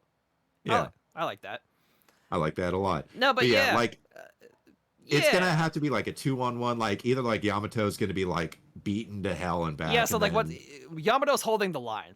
I think listen, I think Yamato's he's bad. holding the line really well. I think Yamato is like I don't know if badass. I don't know if Kaido's like holding back against his son. Maybe a little bit. Maybe a little bit. I think it's like a tough love sort of situation Yeah. where it's just like, you stupid idiot, just you want Wano. I'm gonna. He's like, Yeah, and then he's Yamato's doubling just he's like, doubling fuck down, you. like- I wanna go out to the sea and be like Odin. The I real like Odin. how Kaido is like yeah, I don't give a crap what you want. You're gonna be once I appoint Orochi the Shogun again, once I appoint him the Emperor or whatever, you're going to be No, he doesn't. Kaido was just using Orochi. He was like a puppet. well, like he was He gonna doesn't want. basically He killed Orochi. Well, he beheaded him he first. wants Yamato to be like the Shogun of Wano. Like you're gonna be like my general. Yeah, he wants Orochi gone so Yamato can take over Wano. Oh, is that the deal? Oh, okay. That's the deal, because at the beginning of the raid, like when he was announcing like his thing to take over the kingdom, and Orochi's like, wait, what? And then he just beheads Orochi right then and there. okay. He was the one who dealt the first blow. Right. It pissed me off so much that Orochi's still alive. I knew he was going to be like, I think it's going to take a lot of. It's going to take a lot of shit to kill him. Do you think that the Red Scabbards tried to fight Kaido, and obviously that was never going to happen? Do you think that no, it's not. No, I do you think that Orochi is going to be like no, their fight? Orochi is for the Red Scabbards. Yeah, that's what I'm saying. Like I think Orochi's going to fight the Red Scabbards. Yeah, that's going to be their fight. Kaido is off the menu Yeah. for them. Like it would be great. Well, he tried They to. did fight him. They tried to. They Yeah, really did, but they all pretty much, like, spoiler alert, like I'm pretty sure some of them are dead because of it. Some of them are super dead. But like Orochi still was like one of the main instigators of this whole thing. Right, So he's like the it would be figurehead. very thematically fitting that they would take over Orochi. And plus, like, it makes sense because there's 9 scabbards. There, one for each head. Oh, that's okay. Yeah, I like that. That's good. Yeah. But yeah, let's talk about the other half of this chapter. I'm excited for more Yamato stuff. Yamato's probably going to be #Namaka at this point, but we'll see. Yeah. So, I'll like, be $5 richer. What I think is gonna happen is, like, yeah, Yamato's gonna like hold the line for a bit against Kaido, and then like he's gonna fall and be like, oh god, like I can't hold out any longer, and then Luffy's gonna be like, hey man, tag out. Tag out, let's go. Oh, he's getting the chair. Oh my god, Luffy's at the top. Why isn't the ref stopping this? Luffy's got the top rope. He's gonna body slam Kaido. Oh! Honestly, Luffy needs something. He either needs to awaken his devil fruit or have a new gear or something. Luffy's gonna jump off the top rope and get onto Kaido's shoe. Honestly, I think Gear 4 with all this stuff and the new like Conqueror's coding attacks. He either needs to bust out a new form, or maybe just try to go into Gear 4 and try to use all that stuff, because he needs something to give him the edge, because Kaido, he's a literal monster. What's the Ryu? That's like the other form of hockey that's like on Wano. The Ryo, yeah. Yeah, that like Luffy dealt some damage earlier. Yeah, he got a few good shots in, but I'm just saying he just needs something. He needs to go to the next level or another gear. Yeah, something. I don't know. Everyone's thirsty for Gear 5. I want Gear 5. I don't think it's gonna happen. I want Gear 5 so bad. I don't think it's happening. I think it's happening. But you want to make another bet? No. I'm through with I'm through with these frivolous wagers. It's $5. I'll make it $1. How about we'll make it $1? How about that? Fine. In fact, what? Fine, I'll do it. All right. For $1, you heard it here first. All right. So $6 on the line. But it's split though. Anyway, it's split though. It's a separate bet. Yes, I'm altering the deal. Okay. But anyway, let's talk about Black Maria and Robin. They're fighting! Yay! She's getting her first one-on-one since Skypiea. Yay! I'm so Black Mirror is literally gaslighting Robin. The thing that was fucked. The thing that I like about this chapter is Brooke said, "Hey, I'm gonna let you take care of this," and Deke Robin's like, "I hoped you would." Yeah. So now, so it's on now. And Black Maria's taunting Nico Robin like, "Oh, Sanji, Blackleg Sanji totally lured you over here to have you die because he hates you." And Nico Robin's like, "Yeah, sure, let's fight, Yeah, bitch. sure. I know. Right? Honestly, Come on, let's throw hands. we always sleep on Robin. Let's throw like, as a literal part of a crew. hands." She throws literal hands. If she had hockey, if she had like the armament hockey on her stuff, Oh God. she would be incredibly busted. And she's super smart, and she could read the poneglyphs. Yeah, like, yeah. and she has a really good devil fruit. Like, Yeah, dude, man. if she had hockey, I'm very even excited. like base level hockey or something like that, to be able to touch the. When they animate this fight, especially Brook doing his like soul stuff in this, Oh, dude, where it's he gonna like be shoots so out cool. where he shoots out his like frozen soul. That's gonna be good stuff, man. Oh man, I might actually These track fight- down the anime the fights are gonna episodes. come up. The fights that are coming up right now, like the Scabbards and Kaido, like Kid, Law, Zoro, and Luffy versus Kaido, Yamato going Yeah. around, Jinbei versus Who's Who, Black Maria versus Robin, Yeah, boy. Sanji versus Queen, Nami versus Ulti. Ulti. Oh my God! You heard Pepe? Oh my God! Pepe's like, you know what? It's like she's I got to know- be done, right? I She can't know- get up after that. I know that the Straw Hats and the Samurai Alliance are our enemies, but like I literally don't care about my sister, so I'm removing myself from the situation. You can take over the castle. I don't care. Yeah, Just I'm like- done. Yeah. She's got to be down, right? Oh yeah. Hopefully. Hopefully. That would be pretty. She's like, that'd the be fall will kill us both. I know, Powers. that would be- Why won't you die? It might be funny in like an "Are you kidding me" type of way if she gets up and is like, "You, I'm gonna get you." Just like the Black Knight from Monty Python. Yeah, Tis exactly. but a scratch. A scratch. I blew a hole through your stomach. Yeah, exactly. No, it isn't. I've had worse. You lie. Come on, you pansy. But yeah, Crack. Black Maria is cool because she has this like illusion magic or whatever it is, and it Yeah. was cool to see Nico Robin's mom. The series very rarely talks about Nico Robin's mom. I know, ever. right? And Professor Clover and Jagger D. Saul. That was another member of the D clan. That was heartbreaking, man. That reminded me of the demon. Jesus Christ, why am I brain farting here? Demon Slayer. That reminded me of the Demon Slayer movie, where Oh yeah. where like he kind of has to shatter the illusion of his family, and he has to kill himself in the dream world. Yeah, but in this case, Robin's just bitch slapping people from time. Get out of my face, illusions. I know, right? Talk to the hand. Literally talk to the hand. I really liked that she made that like cool like geisha thing with her devil fruit or whatever that was. She made that like cool like goddess statue. Oh yeah, That was she's like the what Buddha almost. I wonder what that was all about. That's nifty. Is that like a new power she has? Yeah, let's go. I hope so, because Nico Robin's been so stagnant in fighting the past couple. Like she's just like smacks some guys around, that, but like, it's been. the thing that Oda always forgets. Yes, we're talking about chapter 1020. Yes. Yes. So if anybody's in the chat, spoiler. Yeah. Somebody in the chat was asking what chapter we were talking about. Yes, indeed. But yeah, people always seem to forget this, and even Oda, I feel, forgets this. But like, Nico Robin was like the leader of a band of assassins. Right. Like, she knows how to kill people. Like, really she effective. has killed several people. She's killed like several when she people. does like the Hana no Mi, and then like she just literally just sprouts up hands. Everybody and just literally you just know, makes people snap their own necks. It's crazy. Everybody always forgets about like, oh, Nico Robin, she's so ara, but like, no, she'll kill you. Like, No, she'll kill you. like maybe not lately when she's been with the Straw Hat crew, but like, she'll kill you. Yeah, she still killed a lot of people though on Like- Fishman Island. Do you remember that? Like everyone's When like, oh, she was like, she's just like, oh, look at Luffy. Look, you're doing great, sweetie. And in the background, Yeah. she's like cracking people's necks. It's like, oh my god. like she was basically like Knives from like Trigun. She led a band of freaking assassins.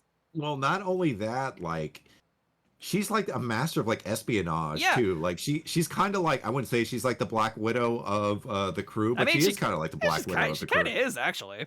Yeah.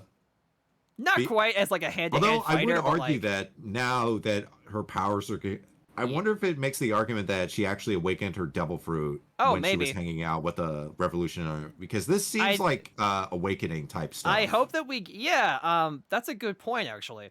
I think that we're definitely going to be getting some sort of I think we're going to get like a small flashback at this point where Did like we just finally hear about what happened Dragon and the what happened with Robin and the revolution, because like they don't talk it's about like, that hey, ever. I hung out with your dad for like 2 years, Luffy. Yeah, the last Robin fight alone was in Skypiea. Yes, we talked about this. Yeah, it was. Against that Bacchus guy, or whatever his name is. One of Enel's lieutenants, yes. Yeah.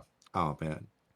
But no, I just... You- what happened during that time when she was hanging out with the Revolutionary Army? She spent like, what, 3 years or whatever with them? Yeah, it was like 2 years. It's like hanging out with Sabo and Dragon and 𝐸𝐴NKOV. what's her name? Koala? 𝐸𝐴NKOV.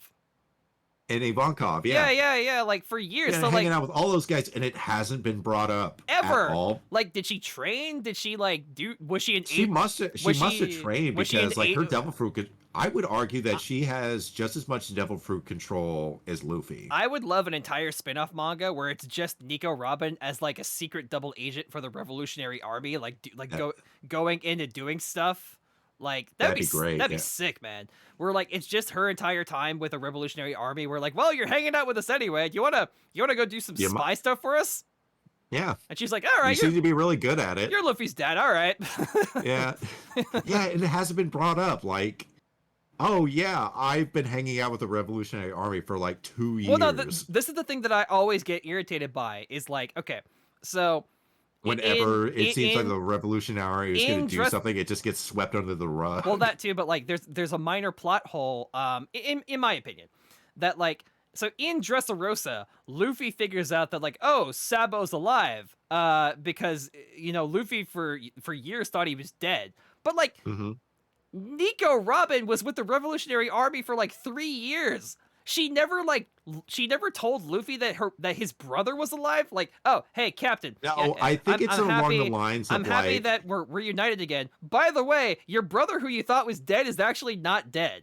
Like, I think it's along the lines of like Sabo asked Nico Robin not to say anything. I wish they would like, because he wanted to surprise him. If that was like part, like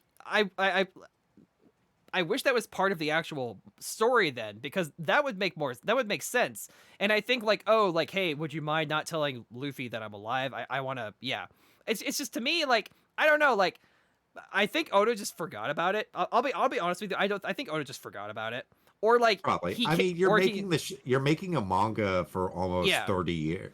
I think it's like 24 or 25. It's like a minor plot hole. I don't think it's like I don't think it's like a critical plot hole that like ruins the story or anything. But like, honestly, it could be just washed away. It's like, hey, like, don't say anything to Luffy. I want it to be a surprise. I would like I hope they. But I don't think they retcon that, because Luffy would have told anybody about Sabo, because maybe it's like a tough memory for him. Like it's like a huge bit of trauma. I guess like they met like Ace was still alive and Ace was around. But like, so I think at one point, Luffy is so infamous that like he's in the paper. I think Sabo would be like, "Oh, that's my brother," and Robin would be like, "Wait, what?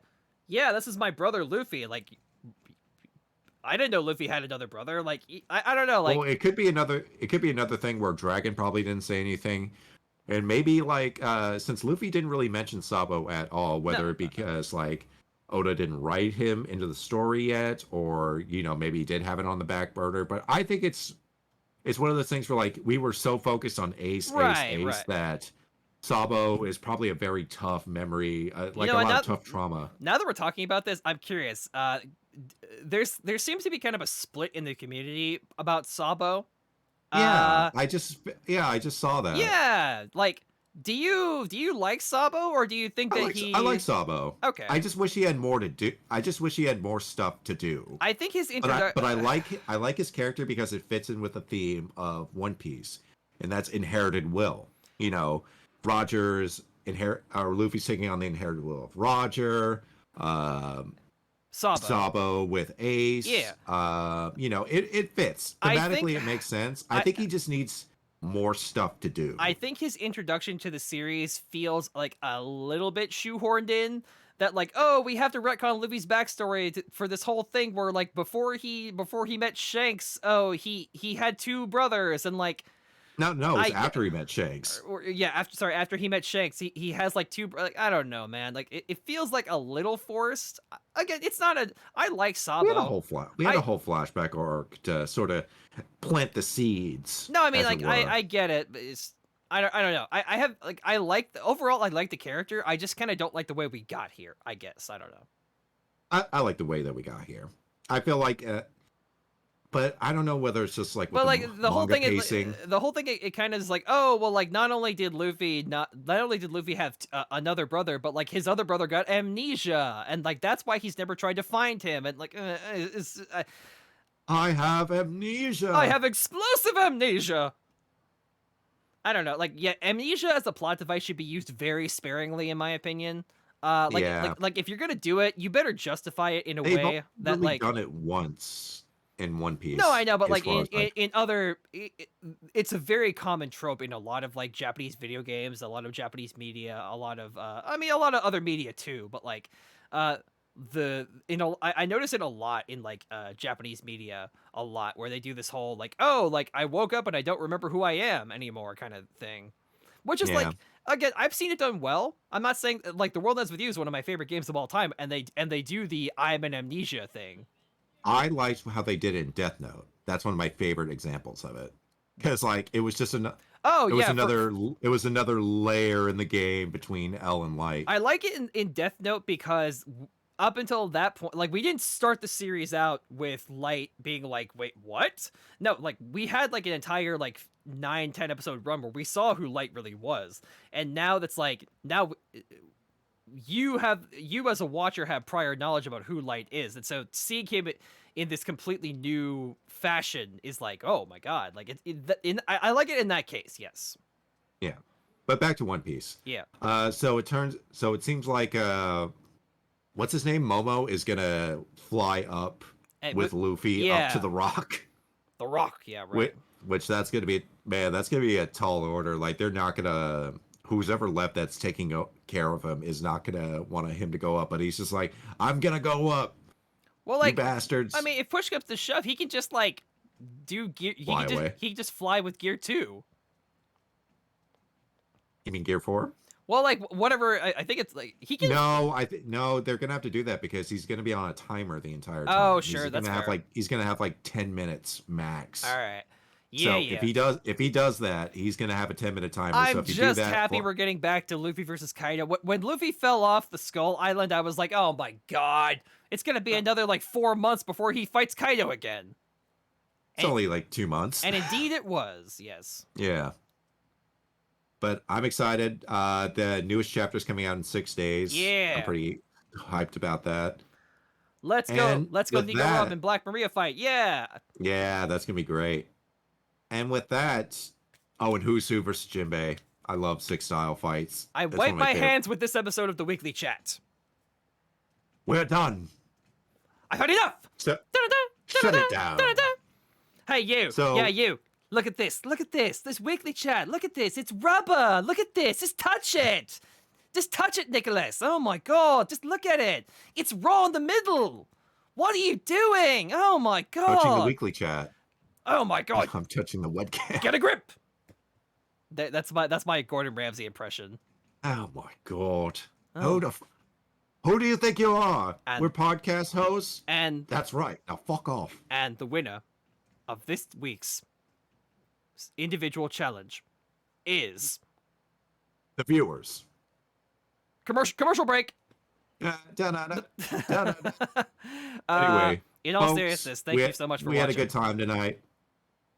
Thank you for joining us on our excursion into the greasy shit pile that is Games Workshop and Blizzard and game developers. I hope Scarjar and Emma Stoner. Did you say Emma Stoner? Yeah, dude, I'm Cruella, man.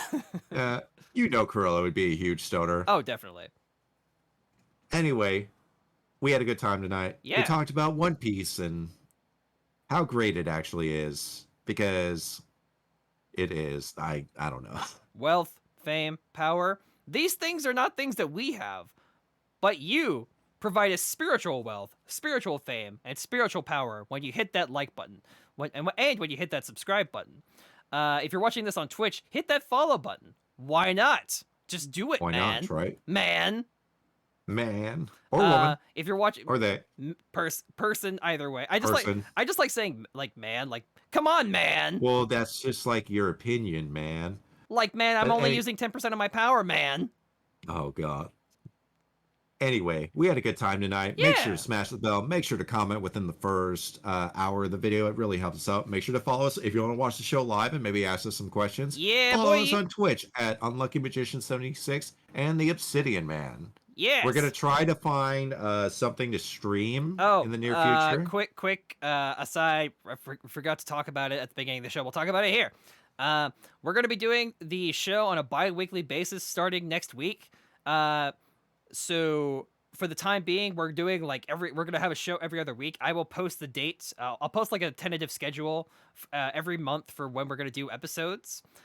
So we're going to be a little bit more organized starting next. You will still starting, get your weekly chat fix with yeah. us because we are looking at doing a stream every other week. So that way we can fill your ear holes. We'll do it. We'll either have like a discussion on a completely unrelated thing. We'll play a video game. It's gonna be kind of like our free space. We'll just do like whatever we want.